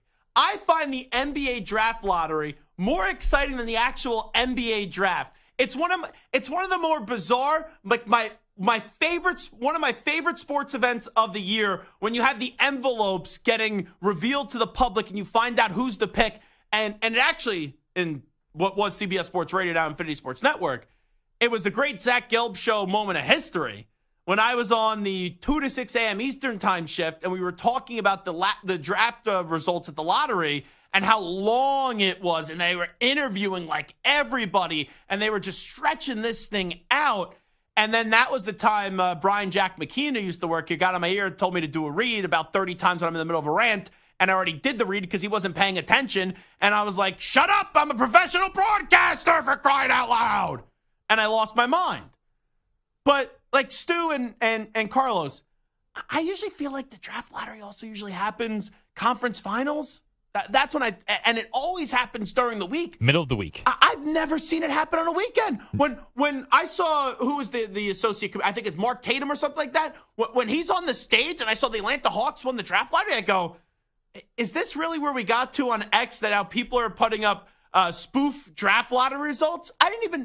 We are in the sports business. This is not TNT the other night where they had the broadcasters on remote. They didn't even realize the goalie was pulled early on in the third period. And there was a goalie change, and you're watching that live. I saw this occur. The draft. I go, I didn't even know there was not even a peep or a mention of it this year. That's a bad job by the NBA. Do you guys usually like the draft lottery? Yeah, I usually enjoy it. I watch it every year, but this year I had no idea it was yesterday until I saw, the Hawks are the top three. I'm like, yeah, they are? Of what? Crazy. Absolutely crazy. I care when I know who the number 1, 2, 3 picks. Like, I know when the good players are going to come out. I think there's not a lot of juice for this draft, so maybe it kind of got buried because I don't know if we have a consensus number 1 overall pick. So like last year, obviously, right? Everyone knew it was going to be Wembanyama, and that's supposed to be your generational star. So just because the player is foreign doesn't mean that it can't still have juice. But a lot of these guys that are expected to go in the first few picks are foreign, and that was even when Donovan Clingan, right? You go back to his tournament run with UConn, and we had him on the show, and some people were like, he could be the number 1 overall pick. And it's like, I don't think he's going to be the first or second pick in the NBA draft. So that's the difficult part with the NBA draft. There's a lot of times you get through the first 3 or 4 picks, and it's like, and you don't really know a lot of these players, especially now how many players are coming from overseas. But the draft lottery is usually the event that a lot of people like and enjoy with how like inane and stupid it is. And there was no juice for this year. We didn't even know what was happening. So the reason why I bring that up is when it gets to LeBron James, is will anyone take him in the lottery? So LeBron opts out, and then you increase the chances of signing LeBron James. Like Portland right now is picking, I'll give you the 14. Portland's 14, Sacramento's 13, Oklahoma City is 12. They get that pick from the Rockets. Chicago's 11, Utah's 10, Memphis is 9, San Antonio's 8, Portland's 7, Charlotte's 6, Detroit's 5, San Antonio's 4, the Rockets from the Nets are 3, the Wizards are 2, and the Hawks are 1. So are any of those is Oklahoma City's the most juicy one sitting at 12. You draft Bronny, you have a team that could be playing for an NBA championship this year, right? I know they're down 2-1 to Dallas right now, but if they come back, they win this series, and they get to the Western Conference Finals. Do they want to bring in LeBron? I can't see LeBron, though, playing in Oklahoma City, if I'm just being honest. But what I think is happening here is this is what LeBron wants. LeBron, it's his vision to play with his son in the NBA, and that's how he ends his career. I've said this before, and even LeBron has said it. I don't know if that's Bronny's vision.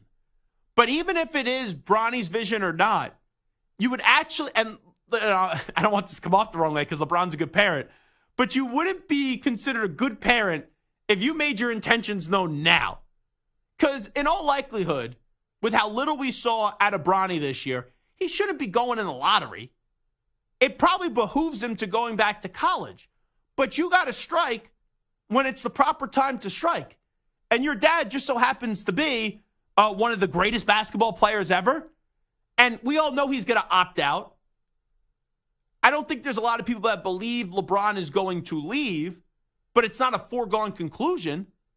So LeBron and his son, Bronny, should play through this process where you make it created and known that there's a chance if you draft Bronny that LeBron's going to come and join your team.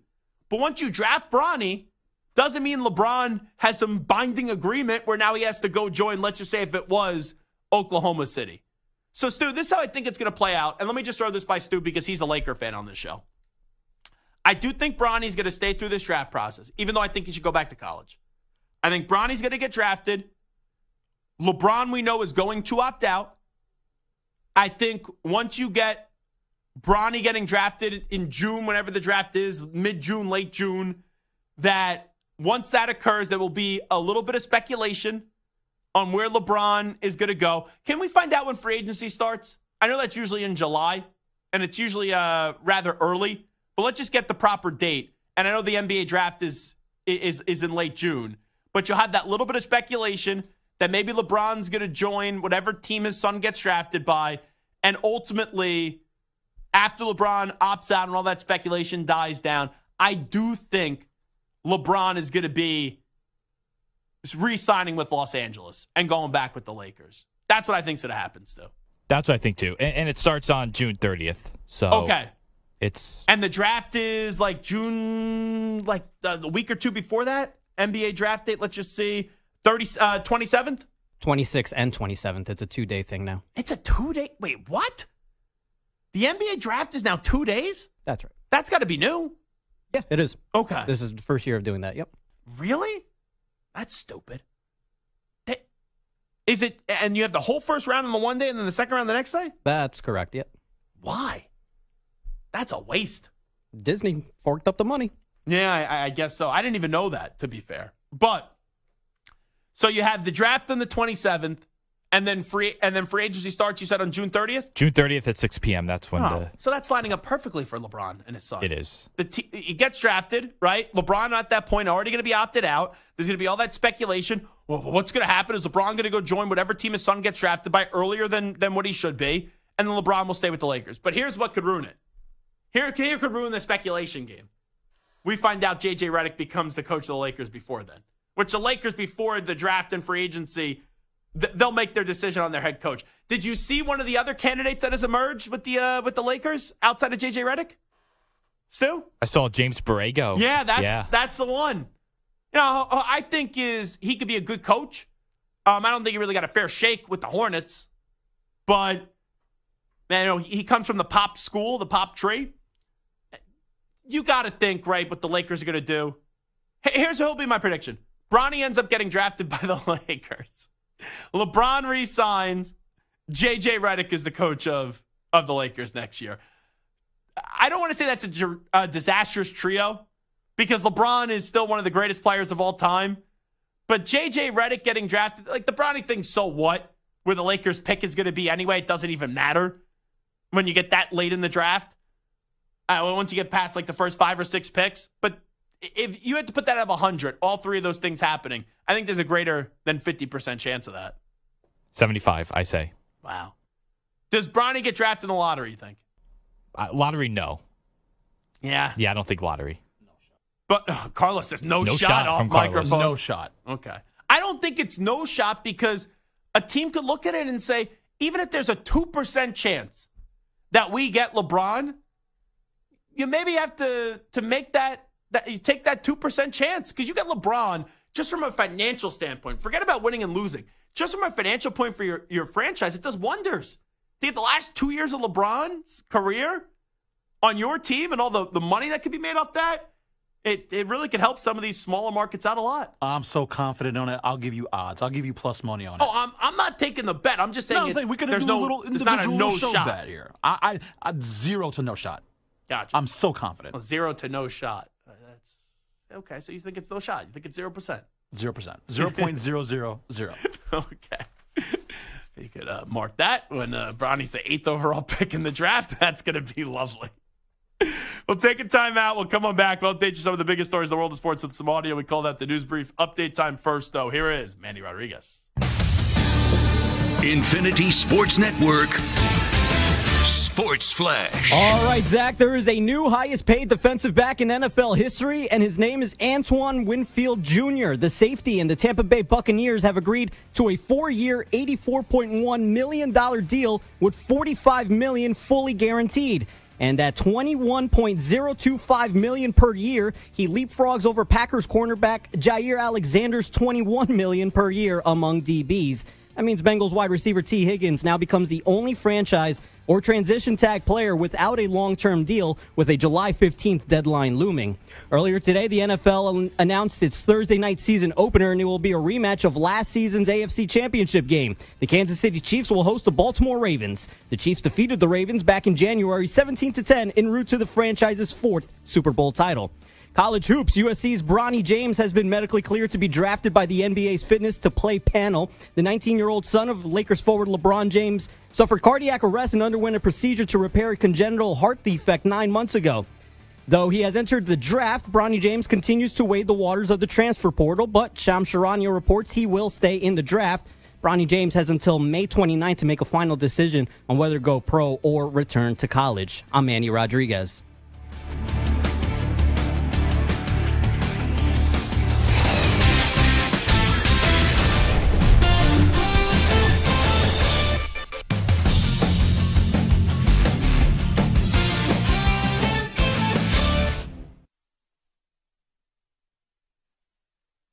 You're in a 5-minute break.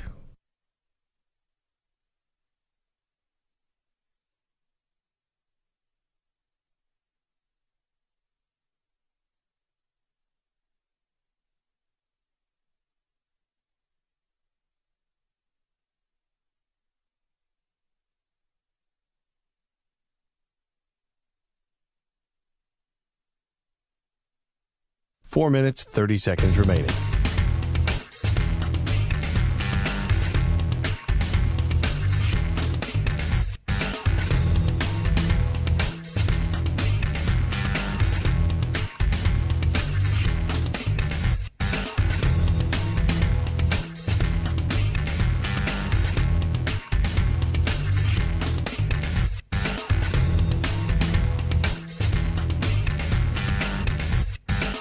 Four minutes remaining.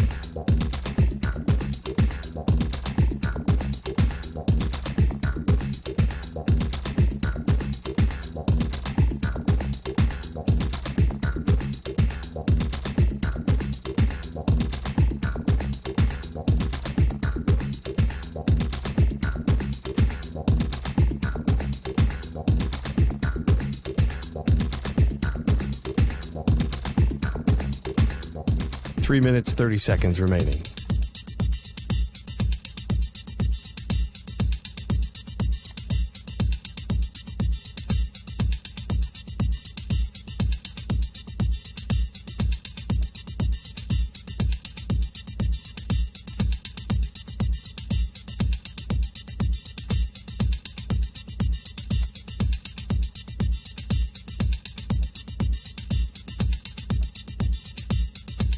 Three minutes remaining.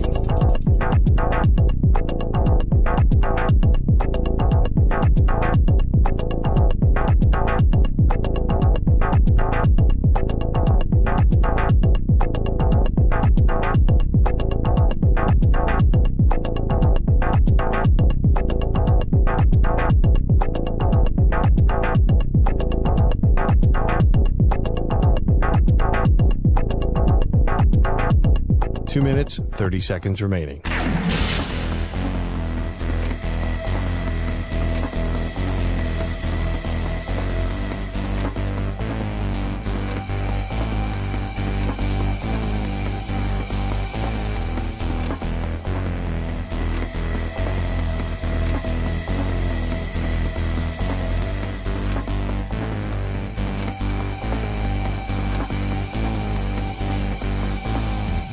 Two minutes remaining.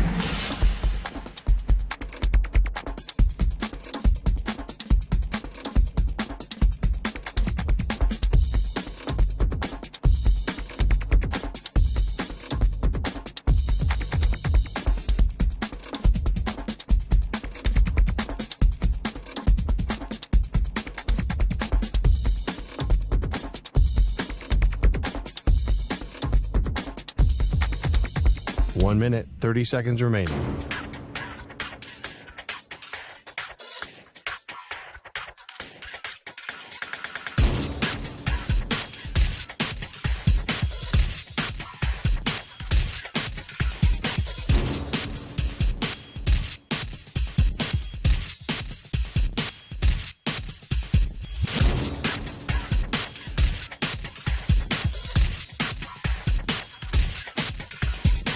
1 minute remaining.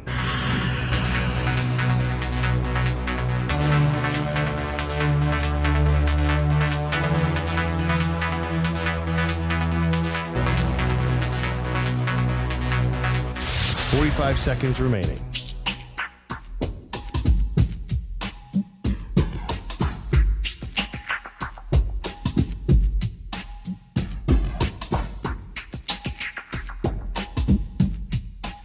Seconds remaining.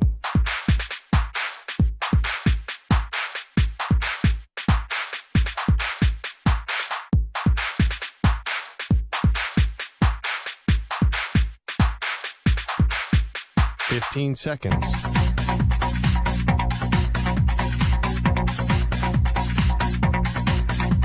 Break ends in 5 seconds.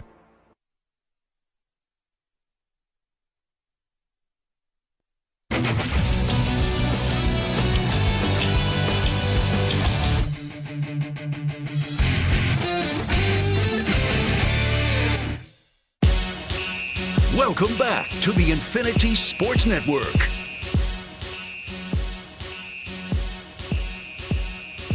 All right, it is the Infinity Sports Network. It is the Zach Gelb Show. I love this song. I hate to fade out this song, but we do have breaking NFL news. Carlos Ortiz, hit it. We have breaking news on the Zach Gelb Show. According to Adam Schefter, the Detroit Lions and quarterback Jared Goff have agreed to a 4-year contract worth $212 million. The extension has $170 million guaranteed. So there you have it. After all the talk about when is Jared Goff going to get paid, he got paid in a big way, and it's well-deserved. A 4-year contract, $212 million extension with $170 million guaranteed. And what a wonderful story Jared Goff is. He was basically an afterthought. He was a throw-in in this deal with Matthew Stafford so they could get an extra first-round pick and get 2 first-round picks with it. And he's turned into the next franchise quarterback for the Detroit Lions. And I know that some people may have their concerns about Jared Goff, and they think there could be limitations. This is a guy who was a quarterback on a team that went to the Super Bowl with L.A., and now he just went to an NFC championship game with the Lions, and the Lions are one of the teams this year in the NFC that are viewed as one of those Super Bowl teams. You know, the 49ers, the Eagles, and the Detroit Lions, those are the 3 teams in the NFC.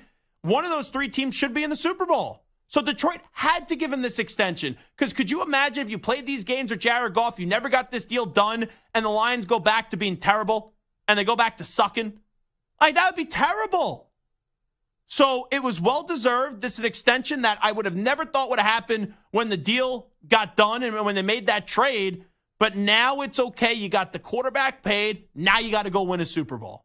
And how awesome of a story would that be when Jared Goff, once again, was basically a throw-in. It was basically 2 deals in one to execute the Stafford trade.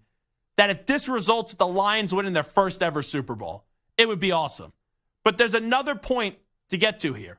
What happens with the next 2 quarterbacks? Will Tua Tagovailoa get a deal done this offseason? Will Dak Prescott get a deal done this offseason? I think it's pretty clear that Dak and the Cowboys aren't getting a deal done by the start of the season. And Dak has the ability with the no-tag clause to reach free agency next year.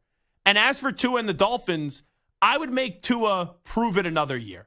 Tua stayed healthy last year. Tua statistically was great. I think he's more of a good quarterback now. And for Tua Tagovailoa, I need to see him stay healthy in back-to-back seasons and take his game to the next level before I'm rushing to pay him.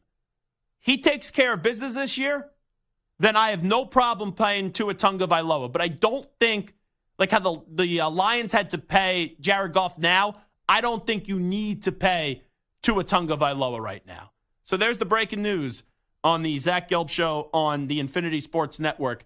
Jared Goff and the Lions. Once again, according to Schefter, it's a 4-year deal, $212 million with $170 million guaranteed. Now, I am not great with math, as we've found out throughout the years. So I'm just going to do 212 divided by 4. $53 million a year. Oh, gee golly. You know what? If I could go back and do life again, have a little do-over, I would want to be like a third-string NFL quarterback. I don't need the $53 million a year. It's a nice lifestyle. But I'm okay being Chase Daniel. Remember all those contracts he got? I'm okay being a Chase Daniel, like a backup quarterback. You you play very sparingly here or there, but you keep on getting these deals. Being a backup quarterback would be a really fun lifestyle. It really would be, Stu. Be pretty incredible. Just to really you're not even going to get really hurt. You're just kind of unless the starter gets hurt in here. And it's a great deal. By the way, like you said, the $53 million on a per year basis, second to only Joe Burrow, who's at 55. Okay. And then it's Herbert at 52.5, Lamar at 52, and then Jalen Hurts at 51. So Could he's you second. imagine if 3 years ago I came to you and I said Jared Goff would be getting $53 million a year? He'd be getting more money than Justin Herbert, more money than Lamar Jackson. And we didn't know what Jalen Hurts is going to become. But, Jalen Hurts, it's more than him, too, at $51 million a year. And it shows you, no one's going to say Jared Goff's a great quarterback, right? Jared Goff's good. He's very good. But if you have the right team, you could win with the good and a very good quarterback. But the quarterback, when you're in a good category and it's your time to get paid, you get paid great money. And that's what you've seen here, not only with Jared Goff, but a bunch of other quarterbacks. So where do we rank? Let's do this exercise. Go around the room. Where do you rank the Lions heading into this season in just the NFC? Are they the best team? Are they the second best, the third best? Or do you have them after that? Where do we rank the Detroit Lions? I will start with Stu. I rank them second. I still have the 49ers as the best team in the NFC, but I think it's pretty close between them and the Lions. I have Detroit second. And that NFC Championship game, man, you look back at that, they dominated that first half. And it's a terrible way to lose a game. Sometimes we've talked about this before on the show. It's easier to just accept the loss if you get blown out. But when you're a fan base that hasn't had a lot to really root for and cheer for, and it's usually you're the punchline to every joke, and then you think something's finally going to happen great and in an awesome spot, and then you just get your heart ripped out from you, that's like the most miserable way to go. Talk about it's like someone died. It's the most miserable way to go, though, as a sports fan, to see your season come to a close. Carlos, where are the Lions in your rankings in the NFC heading into this year? I also have them number 2, but I actually have the Niners 3. Ooh. I think with all the offseason moves, I hate to say this, Philadelphia returns to form. I have them as the number 1 in the NFC. Wait. I'm just a little confused by you. I'm listening. Earlier in the program, when we did this segment, players in a new home that you're most excited to see. And I get it, you're wearing a Giants hat right now. So I understand why you may not love Saquon Barkley, even though your frustration should be more so with the organization rather than Saquon, because they let it get to this point. But when I said Saquon is going to be so exciting to watch in Philadelphia, and it gives you some hope again for the Eagles after their terrible end to the season, where they started off 10-1 and they won one lousy game down the stretch, you looked at me like I was crazy. Because you are. But now you're saying the Eagles are the team to beat in the NFC, so then I wouldn't be crazy. No, what was your question? Which player was I most excited about to see changing places? I said Keenan Allen because by extension the Bears offense. I'm excited to see that. Why would I, as a Giants fan, be excited to see Saquon tear it up in Philadelphia? He's going to be amazing for the 5 to 7 games that they play this season. You only think he's going to play 5 to 7 games? He's playing. He's due for an injury. You know Saquon's going to be healthy the entire season. He's going to kill the Giants. He's going to win the rushing. Well, I can't win the rushing title because Hurts runs the ball so much. So there's only one football back there. But you know Saquon's going to open up a can of whoop ass this year. He is going to dominate for 5 to 7 games. One of them, he'll absolutely torch the Giants. It'll knock them out of the playoffs. And the Eagles will be this overwhelmingly dominating NFC team. So I'm not looking forward to see that. I'm not excited to see that, but they're going to be great. I have Detroit too. So I'll ask one question off of that because we all have the same 3 best teams in the NFC, different orders. So Stu had Niners 1, Then had the Lions 2 and the Eagles 3. Carlos had Eagles 1, Lions 2, and then the 49ers 3. I think it's clear those are the 3 best teams. My order, I got to give the benefit of the doubt after what they just did last season to the 49ers. I would then say, I'm with Stu. The Lions are 2 and then the Eagles are 3. But I really think you're splitting hairs. You look at the Niners, the concern is how many times you keep on getting that close before you maybe just bottom out a little bit or you take a step back and you regress. The Lions is, all right, last year you showed that you're a team to be reckoned with. How do you deal with that success? Does any complacency just kind of seep in? And then for the Eagles, is Nick Sirianni a guy that could regain that locker room and regroup that locker room? But with all of us thinking in some order those are the 3 best teams in the NFC, who's then the 4th best team in the NFC?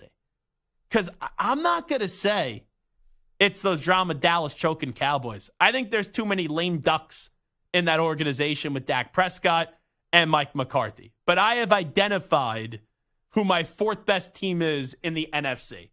I will start with Stu. Stu, who's the 4th best team in your opinion in the NFC? And in some order, we have the Lions, the Eagles, and the 49ers. I think it's the Packers. I'm not totally sold, okay, but I think it's the Packers. I think Love makes another step, and I think I like what they did last year, how they performed, and I think that they can make that next step. The Packers are in the running for my 4th best NFC team, but they are not my answer. They were in consideration. Carlos, who's the 4th best team in the NFC? I was just, as you were asking the question, I was telling Stu, I'm like, call me crazy. And this is going to be really crazy. Mm-hmm. Maybe Atlanta. I don't think it's crazy at all. In the running, not my answer. My answer, the LA Rams. Even though they lost Aaron Donald, you got Jared Verse, you got Braden Fisk in the draft, the 1-2 punch from Florida State. You have Matthew Stafford with Cooper Kupp and Puka Nacua to complement Williams in the backfield. You just drafted Blake Corum too. And you got Sean McVay as a head coach. See, usually we try to separate those by divisions because like Carlos's answer, hey, I get it. You would think, hey, Atlanta, they have an easy road to 10, 11 wins. But I think pound for pound, the 4th best team in the NFC, which I don't think they'll get to a Super Bowl this year, but they're the 4th best team in the NFC, are the LA Rams. They were 10-7 last year when a lot of people were out on them. And I could see them being, they have a shot to win the division. I don't think they'll beat the 49ers out for the division. It would not shock me, though. But they could be an 11 or 12-win team and be one of those dominant 5 seeds that you see, the first wildcard team in the NFC. Coming on back, this is Zach Gelb Show.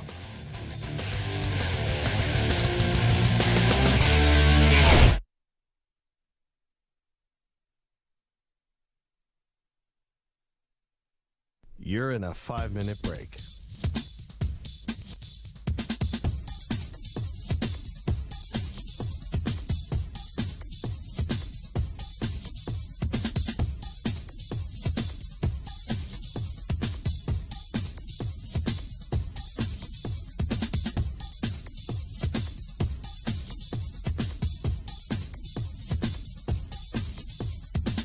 Four minutes, 30 seconds remaining.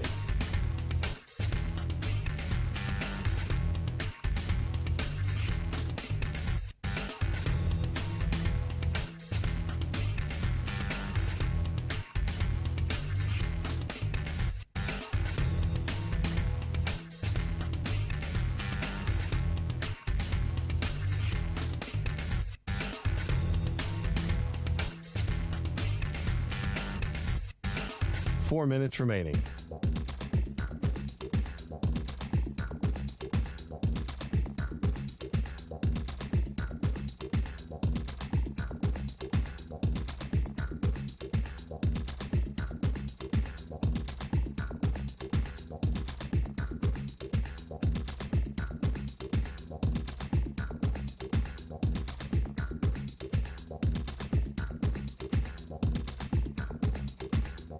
Three minutes, 30 seconds remaining.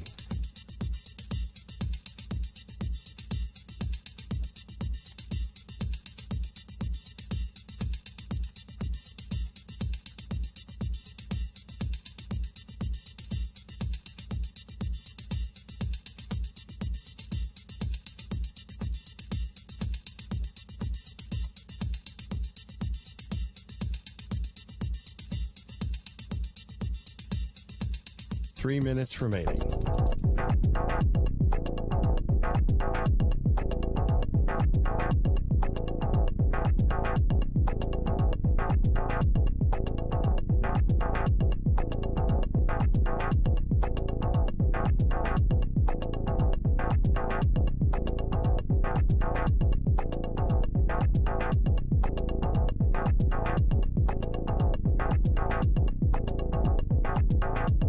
Two minutes, 30 seconds remaining.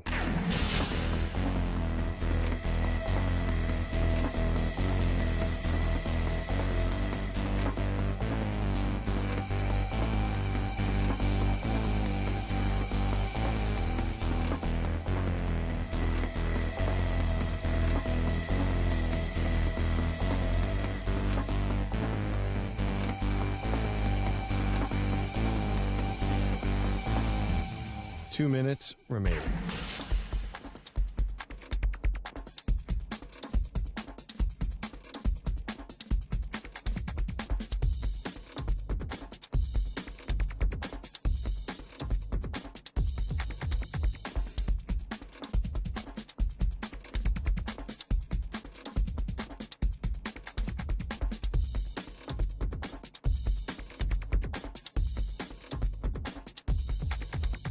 One minute, 30 seconds remaining.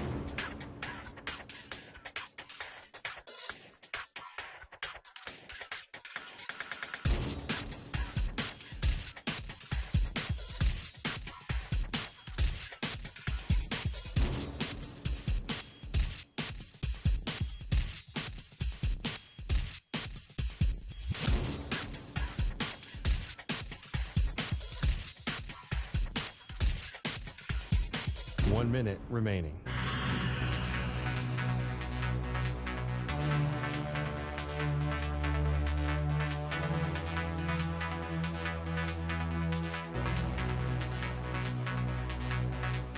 Forty-five seconds remaining.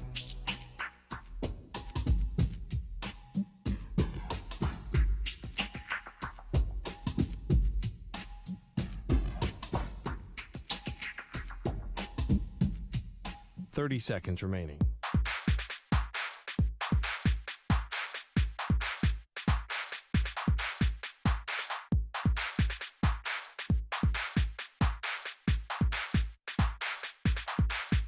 Fifteen seconds.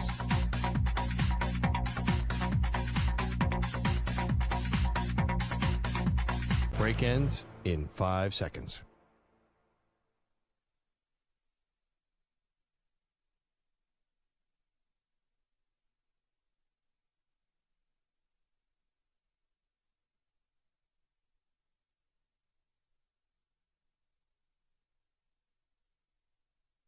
To infinity and beyond.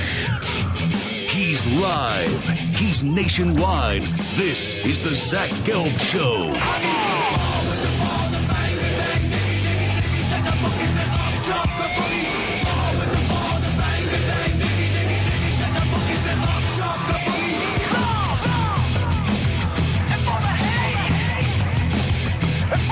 Here's your host, Zach Gelb.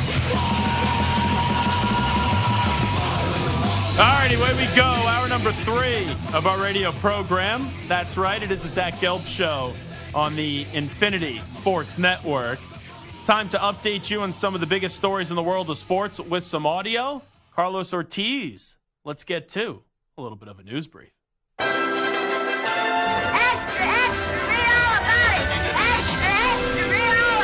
Time for your daily news brief. We get you caught up on the rumors, reports, and reconnaissance from the day in sports. So our poll question today, who wins the Nuggets and Timberwolves series? Denver in 6, Minnesota in 6, Denver in 7, Minnesota in 7. The early returns right now, Minnesota in 6 is at 8.2%. Minnesota in 7 is at 21.2%. Denver in 6, 24.7%. And Denver in 7, the winner right now, 45.9%. You could always find that at Zach Gelb or at INF Sportsnet. So this series looked like it was over after 2-0. Minnesota walked into Denver. They opened up a can of whoop ass. And then Jamal Murray and Nikola Jokic walked into Minnesota. And they not only won Game 3, they also won Game 4. Michael Malone, after Game 4, said everyone prematurely gave up on the Denver Nuggets. What I found is Rudy T is right, man. Never underestimate the heart of a champion. Yeah, I mean, they were quick to write us off, but these guys, we won a championship a year ago. You know what I mean? We went into Miami, won 2 games in a row. Like, this team has been tested time and time again, and we found a way to solve whatever's been thrown at us. This series is a long way from being over. We're not celebrating. It's 2-2.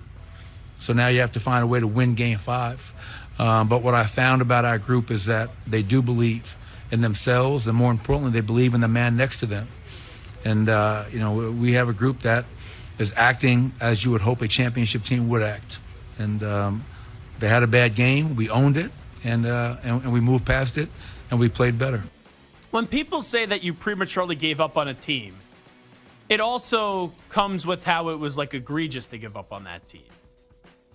I don't think it was egregious when Denver was down 0-2, when you lost 2 games at home, to think, okay, Minnesota's going to find a way to just split either games 3 and 4, and then they'll be up 3-1 and they'll find a way to win the series. And I think a lot of people thought how I thought, that this could still go 6, but Minnesota was going to win the series. But a big reason because of that, and why you had that confidence, was because Jamal Murray was acting like a child in Game 2.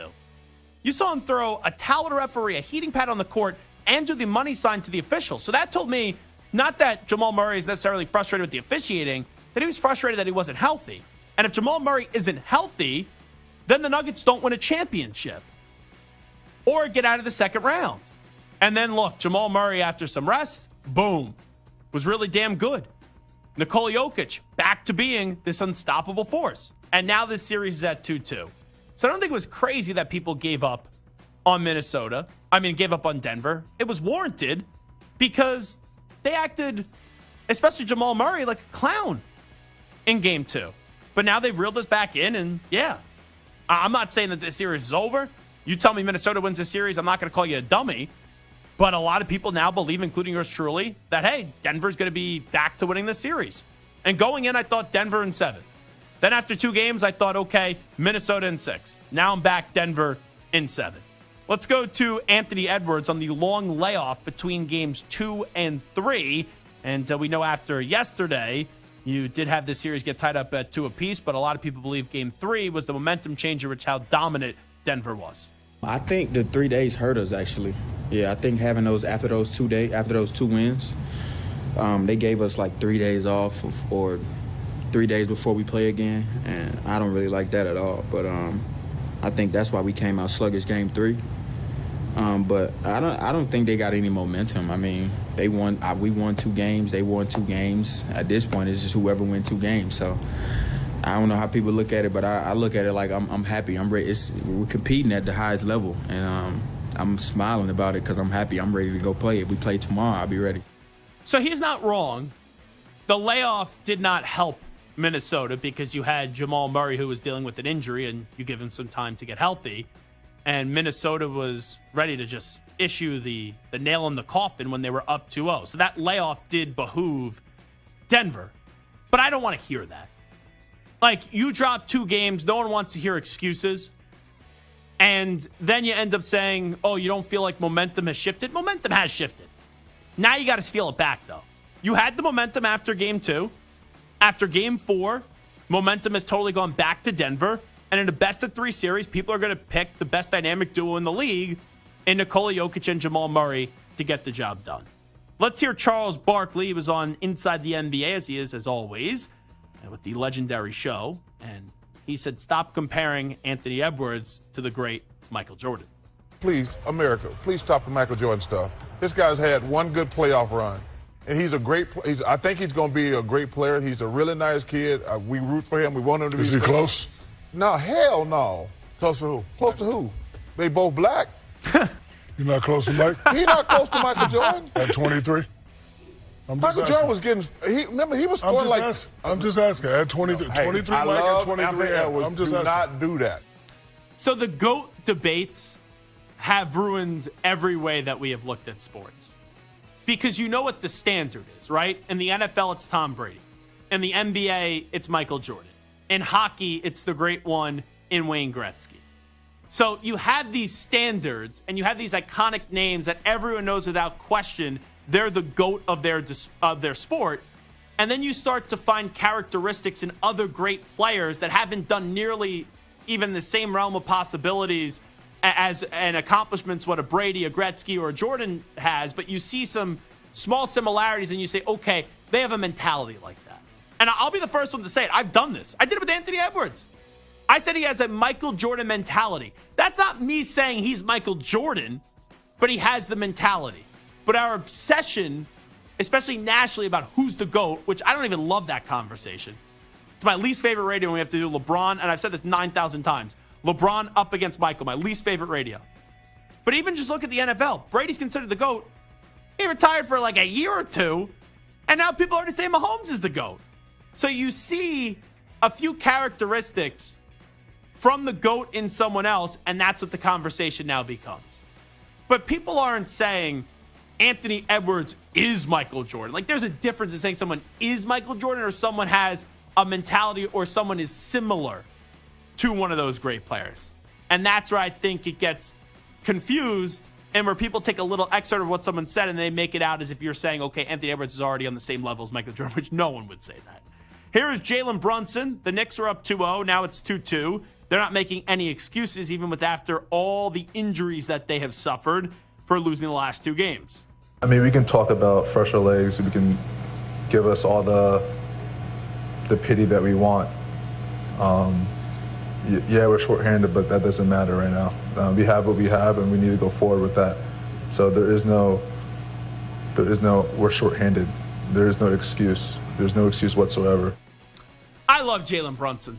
I do. I think he's a phenomenal player, and he's a better leader, which is tough to be a better player than what he is on the court than to do what he does from a leadership perspective. The Knicks are one of those teams, they have every right to use injuries as an excuse. You have Julius Randle out for the season. OG Anunoby now out.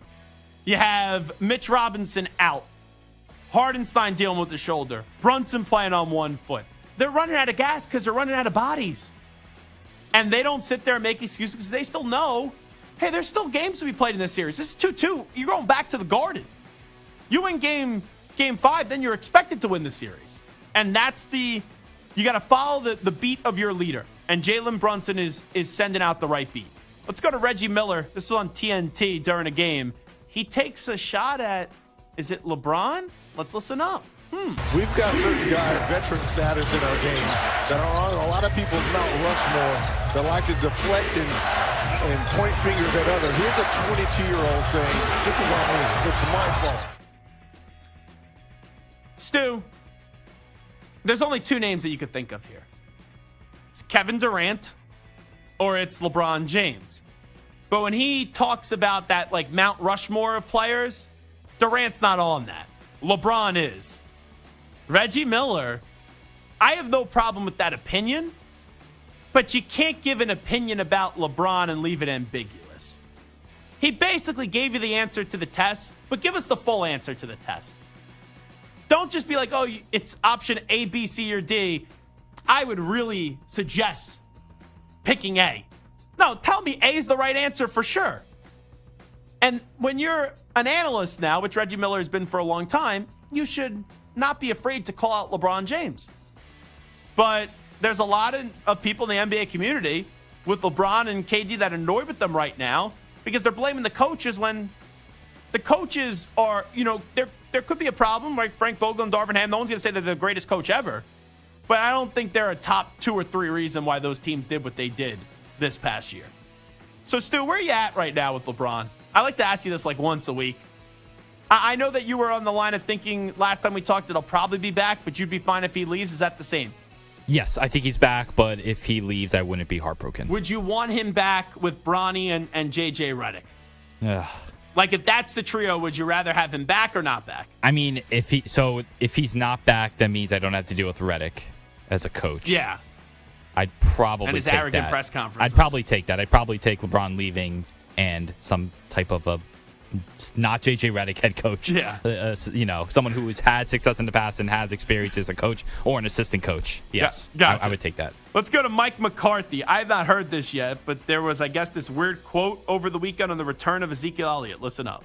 Felt like he never left. But he definitely puts you on guard, because he's old school. He's an old school guy, and he'll go up and smack a 60-year-old man in the ass, and it hurts. So it's those kinds of things that you just enjoy him. Not that I enjoy getting smacked in the ass, but just enjoy his personality and having him back in the building and things like that.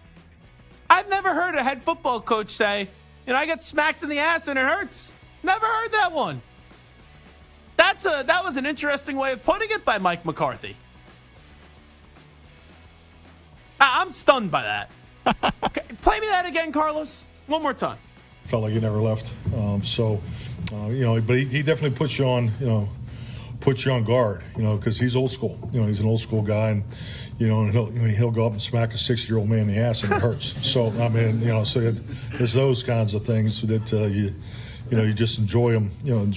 Not that I enjoy getting smacked in the ass, but just enjoy his personality and having him back in the building and things like that. What is he, Carlos? Translate this for me. What is he trying to say?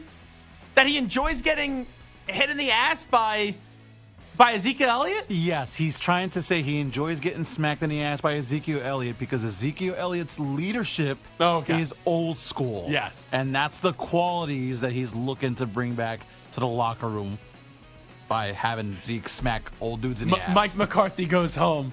Honey, Zeke's smacking me in the ass again. I absolutely love it. We go from Mike McCarthy getting smacked in the ass by Ezekiel Elliott to Urban Meyer, who used to kick his kicker in Jacksonville. Now back with Fox.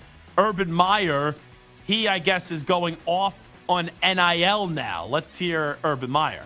There's these things called collectives where they go out and get money from donors, and they get this big, giant mass of money, and they pay players. And that's not what the intent is. Name and likeness that's America. America is built on name and likeness. If Lou Holtz or Urban Meyer or Marvin Harrison Jr., C.J. Stroud, they want to go, use their name and help sell cars, help a business, that's great.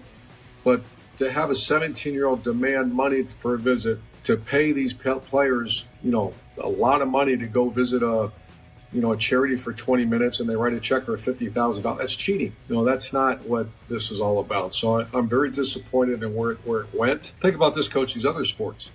If you're a woman basketball player like the great girl from Iowa, and they want to put her on a billboard and pay her, they should be able to do that. But that's not what happened.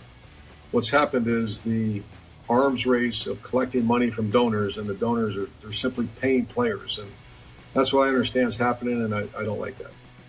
You may not like it. You're not coaching anymore.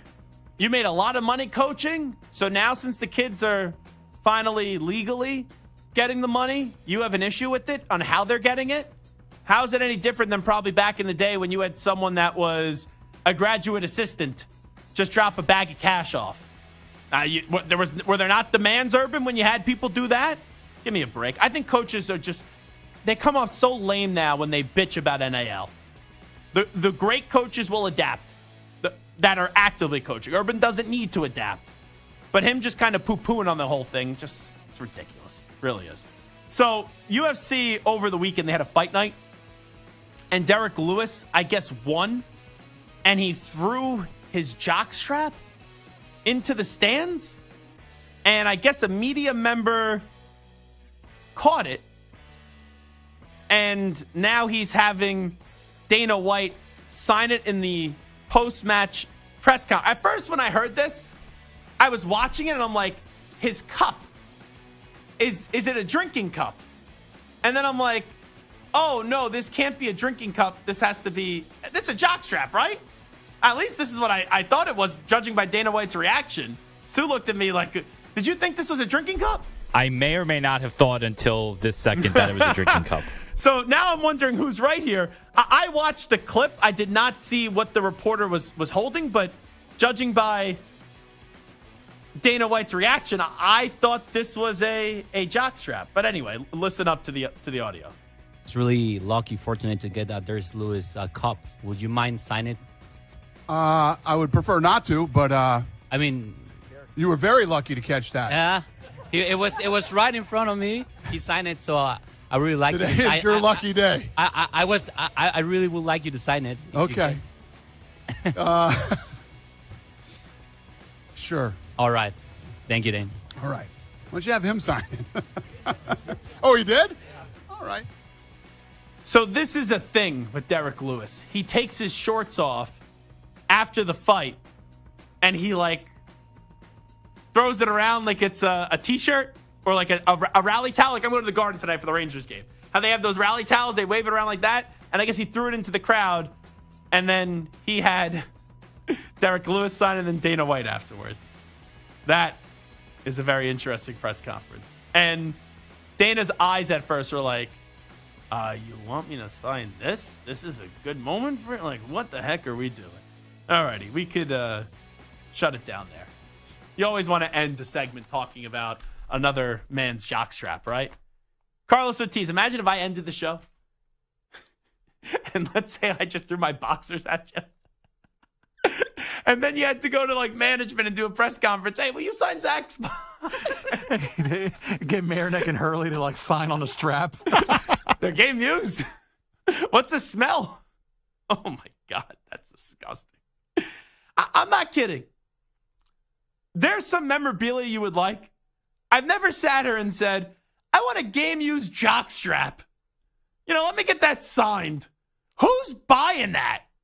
It's a funny bit by the reporter. I don't think he was serious, but he's making good content out of that. But does this guy, does he go home and he hangs it up on his wall? You know how he did the like Mike stuff last week? Does he put the boxers on with the jockstrap and go, be like Derek? Oh, geez Louise. Coming on back, it is the Zach Gelb Show on the Infinity Sports Network. You're in a 5-minute break.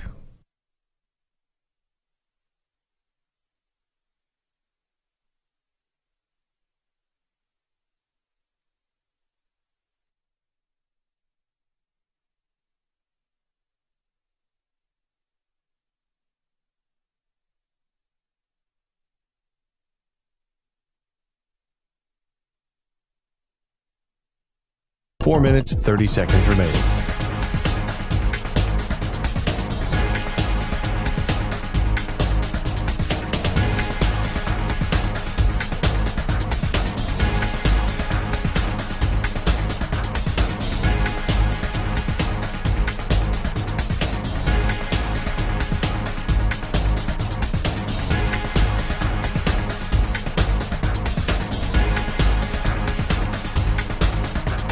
Four minutes remaining.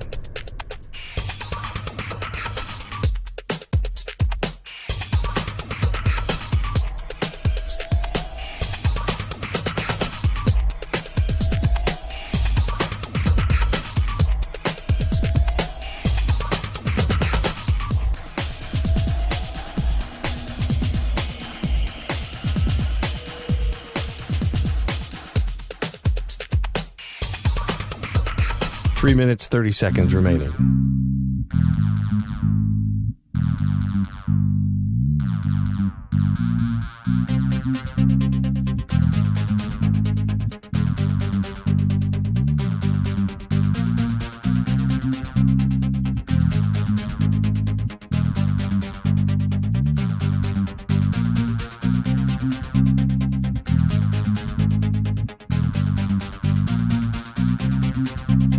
Three minutes remaining.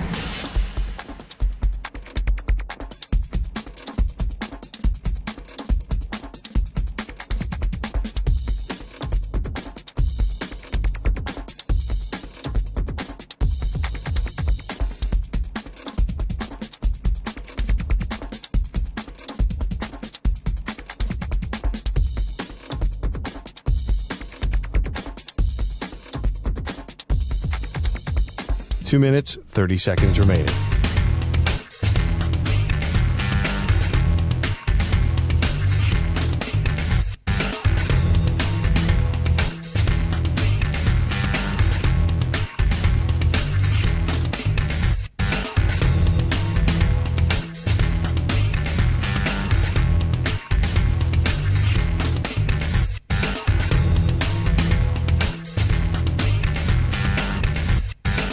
2 minutes remaining.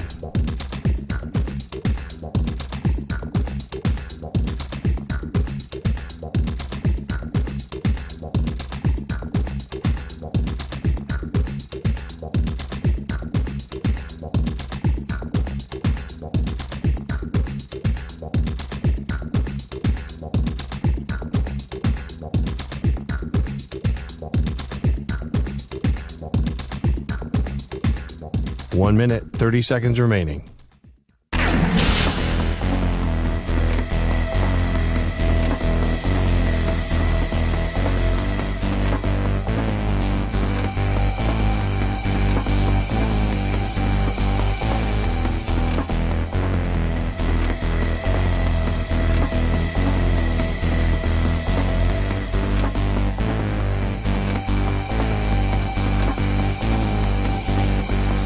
One minute remaining.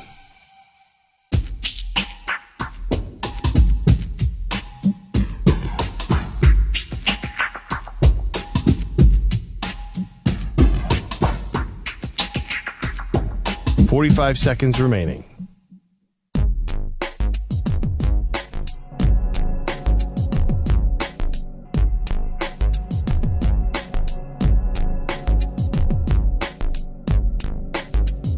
Thirty seconds remaining.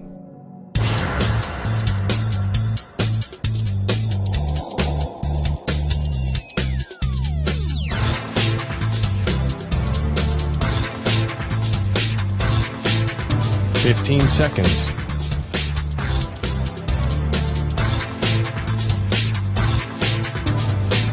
Break ends in 5 seconds.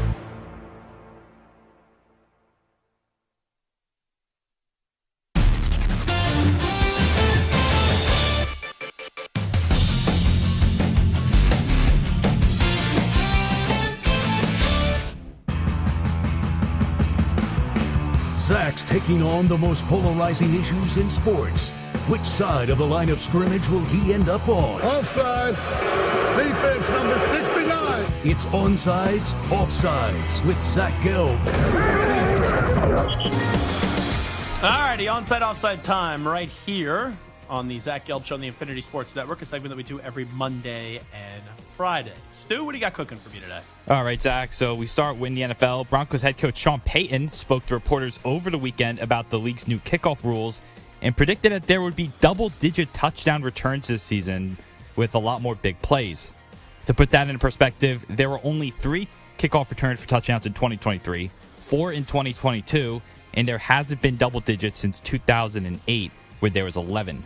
So onside, offsides, the new kickoff rules will end up being a positive thing for the NFL. I'm going offside because I think it's too gimmicky. And I don't like what the NFL is doing. They try to care about player safety. They're like, oh, we got to get the kickoff out of the game. Then they'll add extra regular season games. And they want to add another extra regular season game. But, they care about player safety. I know they'll tell me, oh, it's because we're eliminating some of the preseason games. So now they try to eliminate the kickoff. And now they want the kickoff back in. So they just go to this gimmick. Just be honest. You don't really care about player safety, and go back to the way the kickoffs used to be. I don't need to create this gimmicky thing. So the new kickoff rule will end up being a positive thing for the sport. I'm going to say offside. Offside. Next one, Stu, what do we got? Now, Colts rookie wide receiver Adonai Mitchell has selected number 10 as his jersey number for the upcoming season. And the reason why he gave for choosing it was because there were 10 wideouts selected before him in this year's draft. So onsides, offsides, you like the idea of a player picking a number based off of how many players were taken before him. He got drafted by the Colts, correct, you Yes, said? the Colts. Oh, I can hear the take now. This is the toughness that we need. This is the Indianapolis Colts. Anthony Richardson's got his guy. Let's go. Heck at night right here. Yeah. You 1,000% know Hickey's already hyping himself up over this story. You like the idea of a player picking a number based off how many players take. I like that level of pettiness. I really do. So even though we had some fun at Hickey's expense right there, I will go on sides. And you know what? Pains me to say this. I think the Colts are going to have a good season this year. I'm really intrigued to see what Anthony Richardson can do. That team should have made the playoffs last year without Anthony Richardson. Now you get him back. You start paying people. He did a nice job in the draft too. I got the first defensive player. off the board and like to Latu, I like what the Colts are starting to do and what is going to be a very competitive AFC South. So the Patriots surprised some last month in the draft when they selected Tennessee quarterback Joe Milton in the 6th round after drafting Drake Maye with the 3rd overall pick. The team's new executive vice president of player personnel, Elliot Wolf, joined the Adam Schefter podcast this weekend to defend the move. So I had the opportunity to watch Joe play live the last game of the year against Vanderbilt. And, I got there really early and watched him warm up. And just watching him throw the football is unbelievable. I mean, he's 6'5", 245 pounds. He's got a rocket for an arm. He's athletic. We feel like there's some things that we can work with and develop. It was just one of those picks where there was too much talent in him to pass that up. So onside, offsides, it's a good move for teams in the NFL to draft a second quarterback in the draft after taking one in the top 5, like the Patriots did here and like the Commanders did when they took Kirk Cousins after RG 3 years ago. Yeah, because they're an afterthought and no one actually thinks it's an actual competition, but it's good insurance to have. You draft a quarterback, even though Joe Milton has underachieved for most of his college career, we know the arm that he has and how far he can throw the football. But you take him in the 6th round, there's no expectation. No one thinks he's taking Drake Maye's job. But if, let's say, Drake Maye gets injured, doesn't meet the hype, the guy's at least been in your system for a few years, and you could give him an opportunity and see with his back up against the wall, when he finally gets the opportunity, if he could find a way to sink or swim. So I have no problem with that when it's done in the proper round. Now, you draft a quarterback in the 1st round and take someone in the 2nd round, the 3rd round, that don't really make sense to me. But you have that big separation. I think it's fine, and it's worked out in the past. So it's a good move for teams to draft a second QB in the draft after taking one in the top 5 like the Patriots did here and like the Commanders did when they took Kirk Cousins after drafting RG3. Yeah, I do. On sides. I like that. Now, during Saturday's game against the Mavs and Thunder, OKC frequently sought out Dallas's Derek Lively II, intentionally fouling him multiple times throughout the game. Despite him being only a 52% foul shooter, Lively made 8 out of 12, including 4 out of 4 down the stretch. Now, the league does have rules that limits the hack-a-shack type of fouls late in the game after 2 minutes remaining in each quarter. But onside, offsides, you think that the NBA should expand the rule to limit the hack-a-shack strategy? If that's a strategy you want to use, I don't have a problem with it. So I'll go offside here. The thing I will say, though, is I think it's smart where in the final 2 minutes of each quarter, if you then violate that rule, you get a free throw and then the ball back. So I don't want to see that necessarily at the end of the game. I like the way that this is currently constructed. So videos surfaced on social media yesterday of the Seattle Mariners dropping hot dogs out of the sky on parachutes. Really? For fans to catch and eat, yeah. Oh. So onsides, offsides. Is that why Marash hasn't been in the office? Oh, he's in Seattle. How about that? I think it's his birthday today, so happy birthday to Sean Marash, who, by the way, once berated me for saying it was my birthday because it wasn't a milestone birthday. This dude doesn't have a milestone birthday. He's tweeting today, I don't want people, because I'm in my late 30s, saying it's some irrelevant happy birthday, but I just want to point out the Rangers usually win on my birthday. Like, what the heck are you talking about, you hypocrite?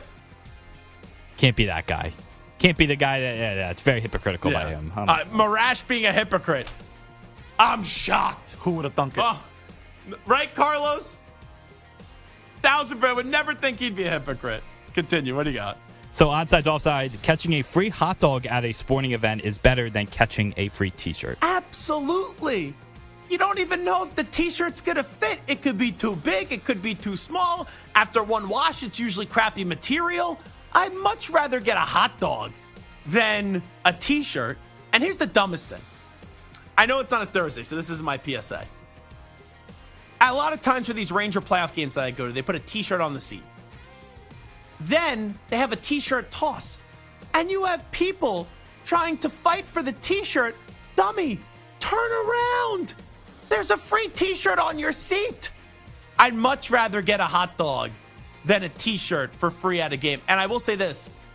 The Sixers do this promotion. It's like brickin' for chicken, I think it's called. If you miss 2 free throws, the opposing team, they miss 2 free throws, everyone gets like free Chick-fil-A the next day.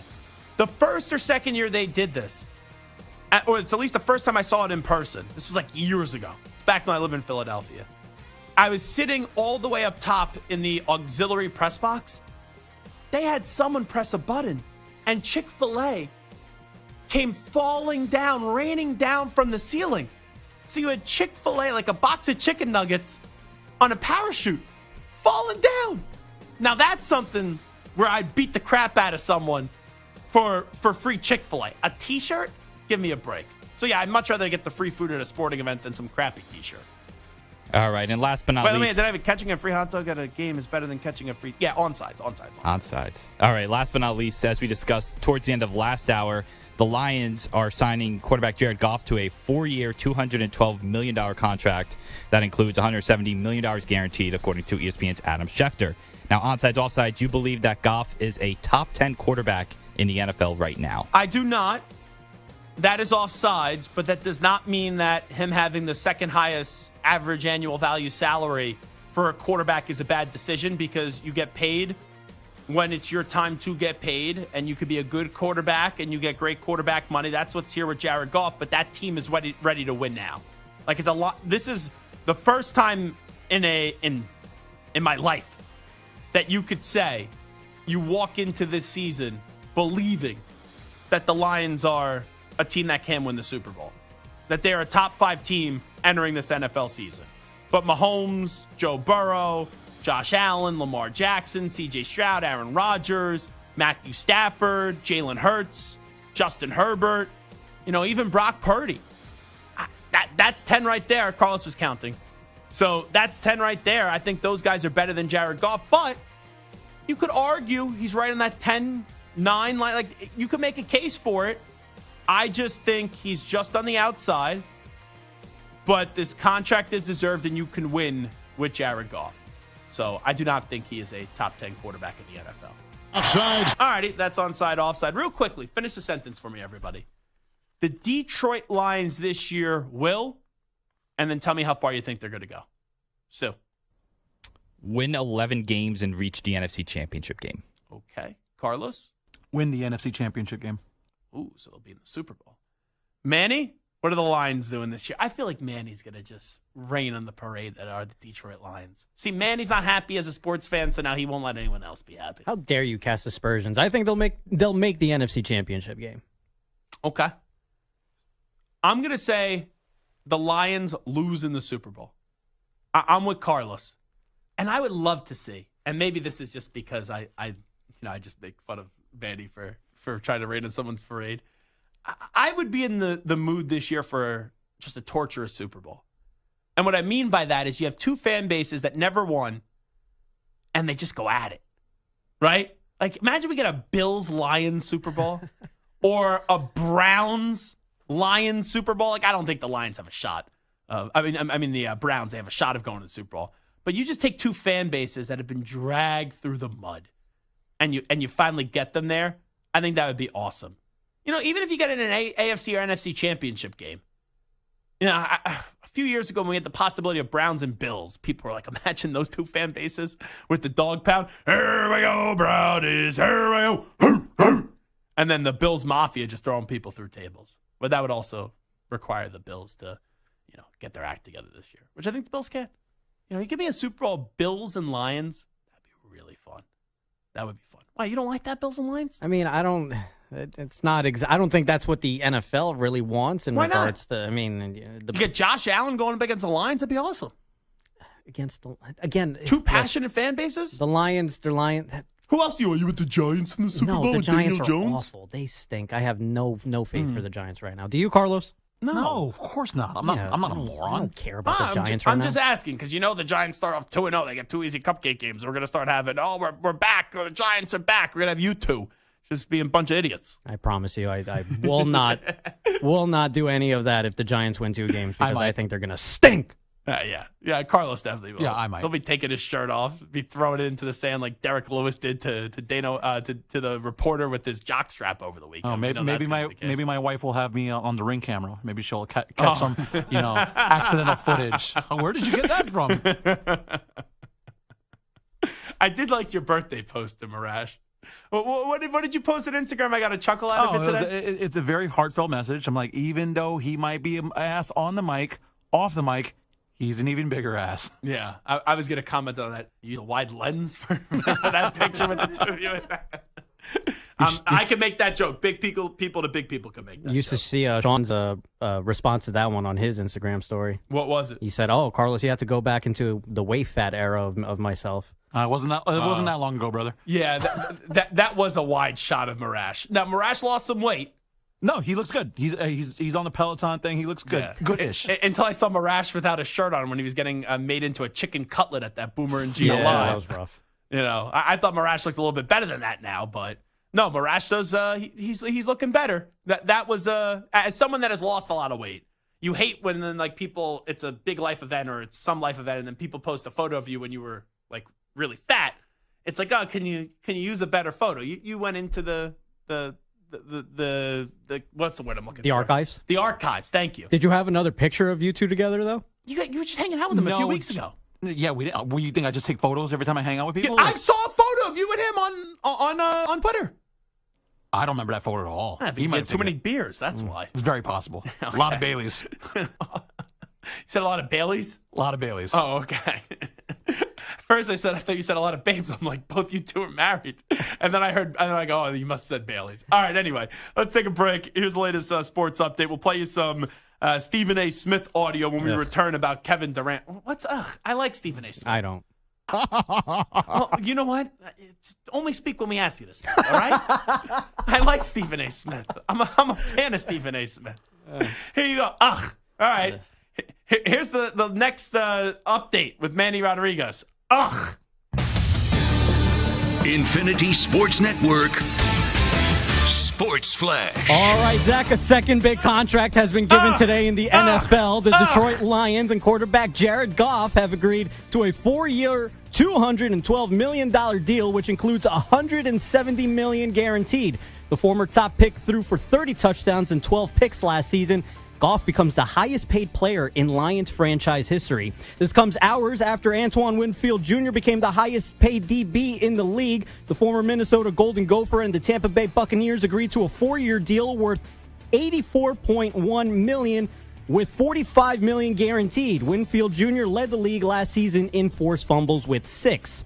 ESPN rules analyst John Perry is leaving the network to join the Buffalo Bills in a new role as the officiating liaison. The team did not previously have someone on staff with that title. In this role, Perry can consult from the perspective of a referee and help the coaching staff have all the proper information for decision-making when it comes to reviews during the game. He can also assist with rules interpretation in this role. NBA tonight, the Celtics and Cavaliers are in Cleveland for Game 4. Boston leads the series 2-1. The Thunder and Mavs are in Dallas for their own Game 4. Dallas leads the series 2-1. I'm Manny Rodriguez.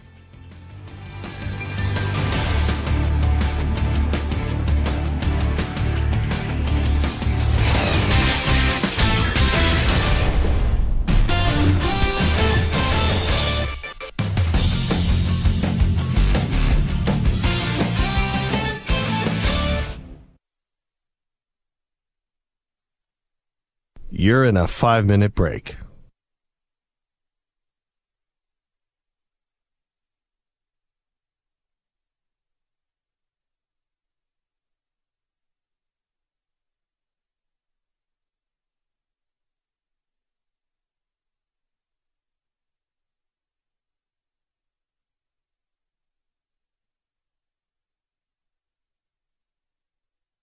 Four minutes, 30 seconds remaining.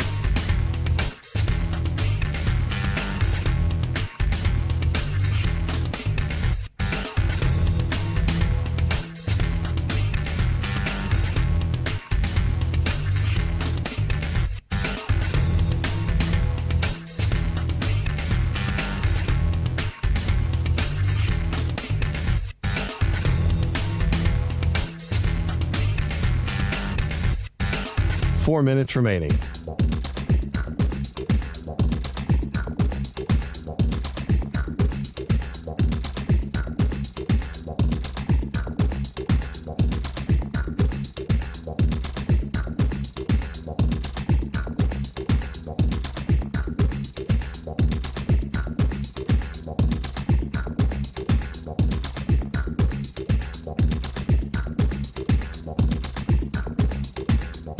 Three minutes, 30 seconds remaining.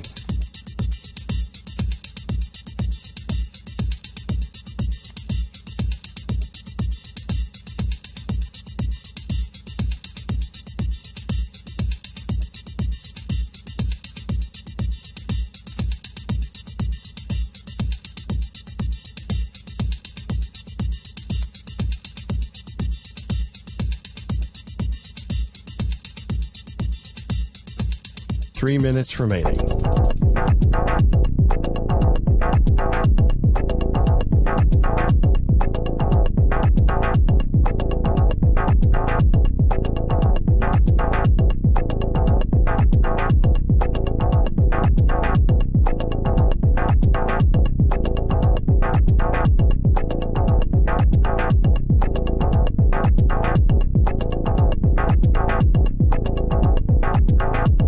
Two minutes, 30 seconds remaining.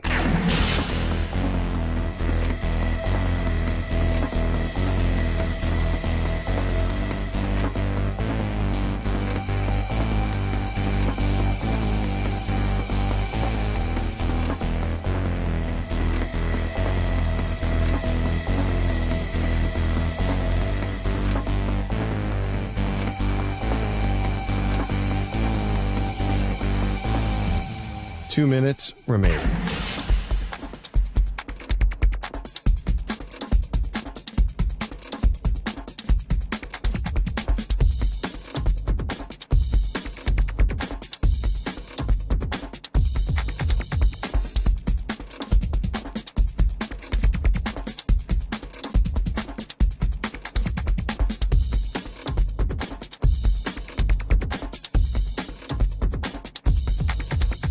One minute, 30 seconds remaining.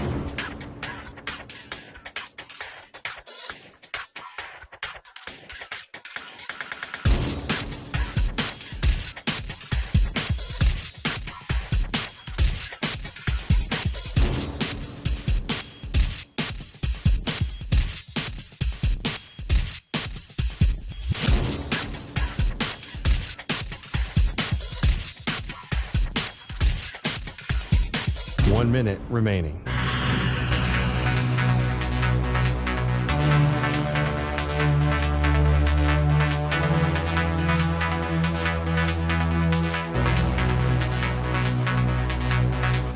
Forty-five seconds remaining.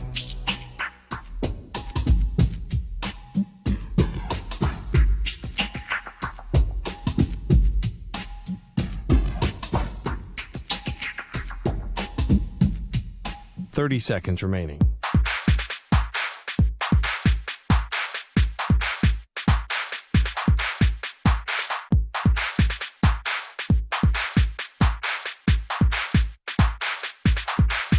Fifteen seconds.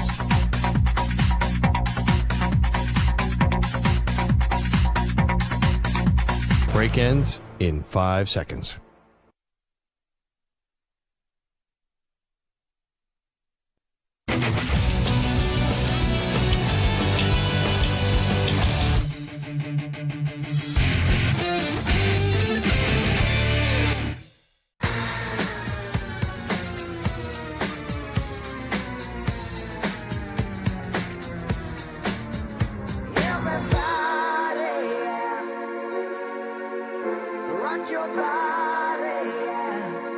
Hey, this is Howie. And this is Nick from the Backstreet Boys. And you're listening to the Zach Gelb Show. And guess what?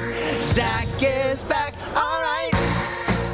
He's live. He's nationwide. This is the Zach Gelb Show. Oh, my God, we're back again. Alrighty, so we know 3 games for this upcoming NFL season.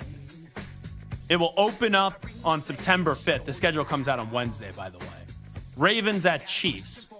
Friday, September 6th in Brazil will be the Packers and the Eagles. And now we know Tom Brady's first game as a broadcaster for Fox.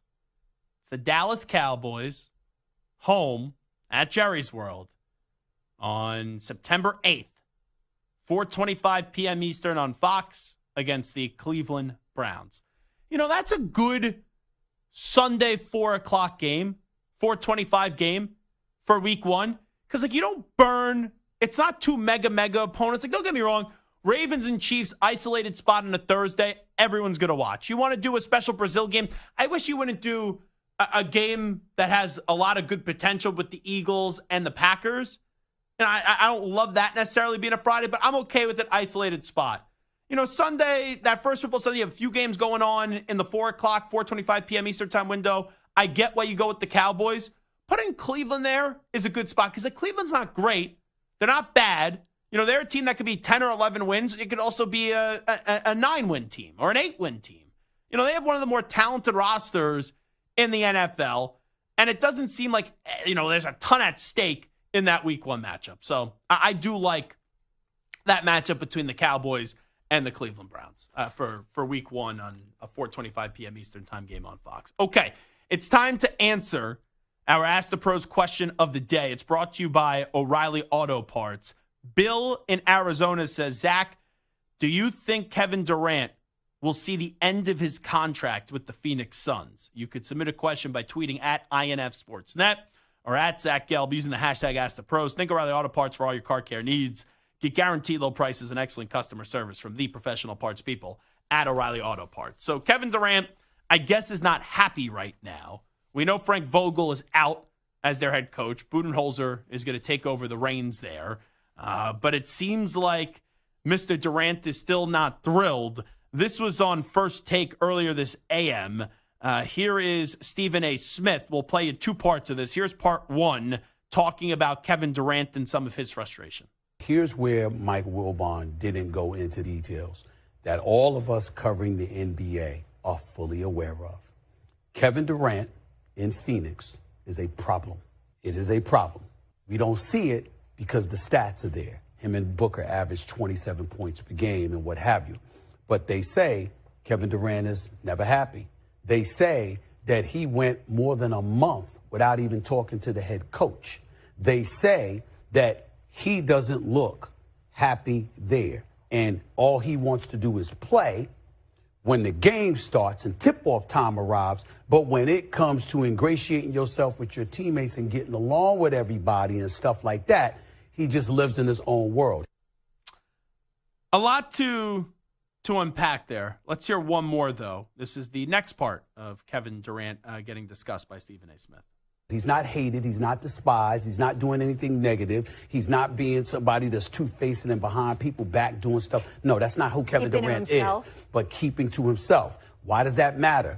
It's similar to what he was doing in Golden State before he ultimately departed, which is what was driving Draymond Green crazy, which is why they ultimately got into it on the court in that Clippers game and what have you. Because you hear stuff, you hear about the level of unhappiness, et cetera, and you get tired of it because when you don't want to talk and when you don't want to answer questions, you don't want to lead in a very visible way, well, that forces other people to have to step up and take on a level of culpability that they don't want to stomach.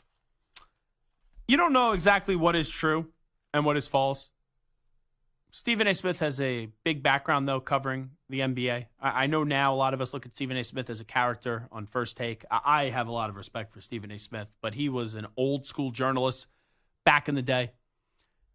The thing is, though, I'm so tired of Kevin Durant. Just retire already. You wanted to be a villain in Golden State. Then you were annoyed that you weren't getting enough credit by people on Twitter with egg faces. Then you end up going to Brooklyn to try to do it your way. You team up with Kyrie Irving. Kyrie Irving was a royal pain in the ass in Brooklyn. You didn't have it in you to tell Kyrie to shut up. Okay, you finally get your way. You get traded to Phoenix. Frank Vogel comes in. I'm not saying Frank Vogel's a great coach, but after 1 year, you get rid of him.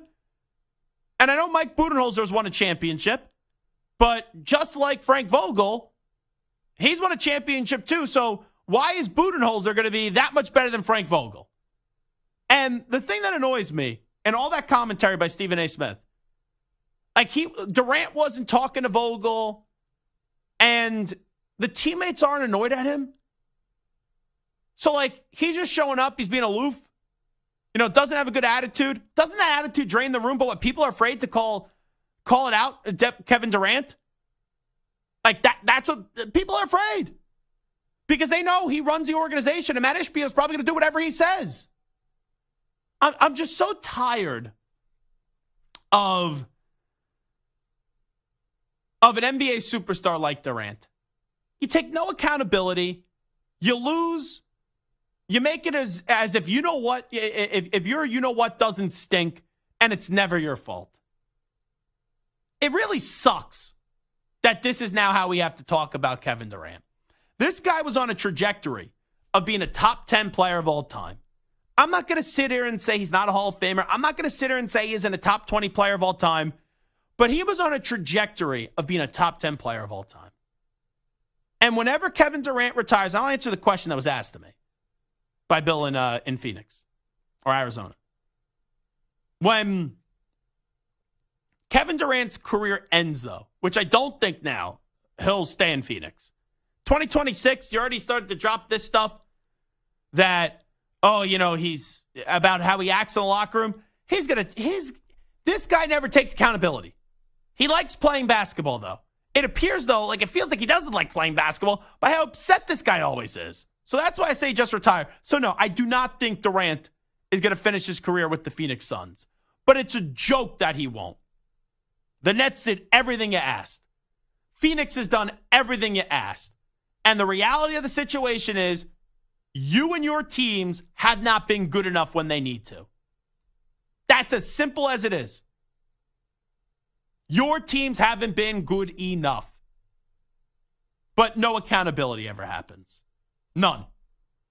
It's always, a coach's fault. Or, what is Durant not happy about? You're not happy you're not winning. Okay, I get that. But happy to a point where you basically show up and you're detached from your locker room. If that Stephen A. Smith stuff is true. It's just ridiculous. All righty. That will do it for me today. I will be back tomorrow. Shane Beamer is going to join us, the head football coach at South Carolina. J.J. McCarthy is going to join us later in the week at 4 p.m. Eastern time. We'll see who else will pop up on the show. I am out Friday this week, but we are here Tuesday, Wednesday, and Thursday for some kick-ass shows. I'm going to make my way to Madison Square Garden. Puck drop going to be at about 7 p.m. Eastern time. Delta 9, Brian says, should I be looking for Zach at the Canes-Rangers game tonight? You will probably not see me. I'm not where I sat for the Knicks game the other night, which is right behind the bench. I think I may be sneaking my way into a luxury box tonight, though. I'm in section 210, if anyone's there, but I got invited into a luxury box tonight, so I'm going to be doing my best Marash in honor of his birthday. Be drinking and eating a whole lot. We'll be back tomorrow, everybody, at 3 p.m. Eastern, noon Pacific. Thank you, as always, for tuning on in. Big thanks to Carlos with the K, Manny Rodriguez, and Stuart Kovacs as well. All righty, everybody. Talk mañana, and let's hope the Rangers eliminate the Hurricanes tonight. We out. Bye-bye. Peace.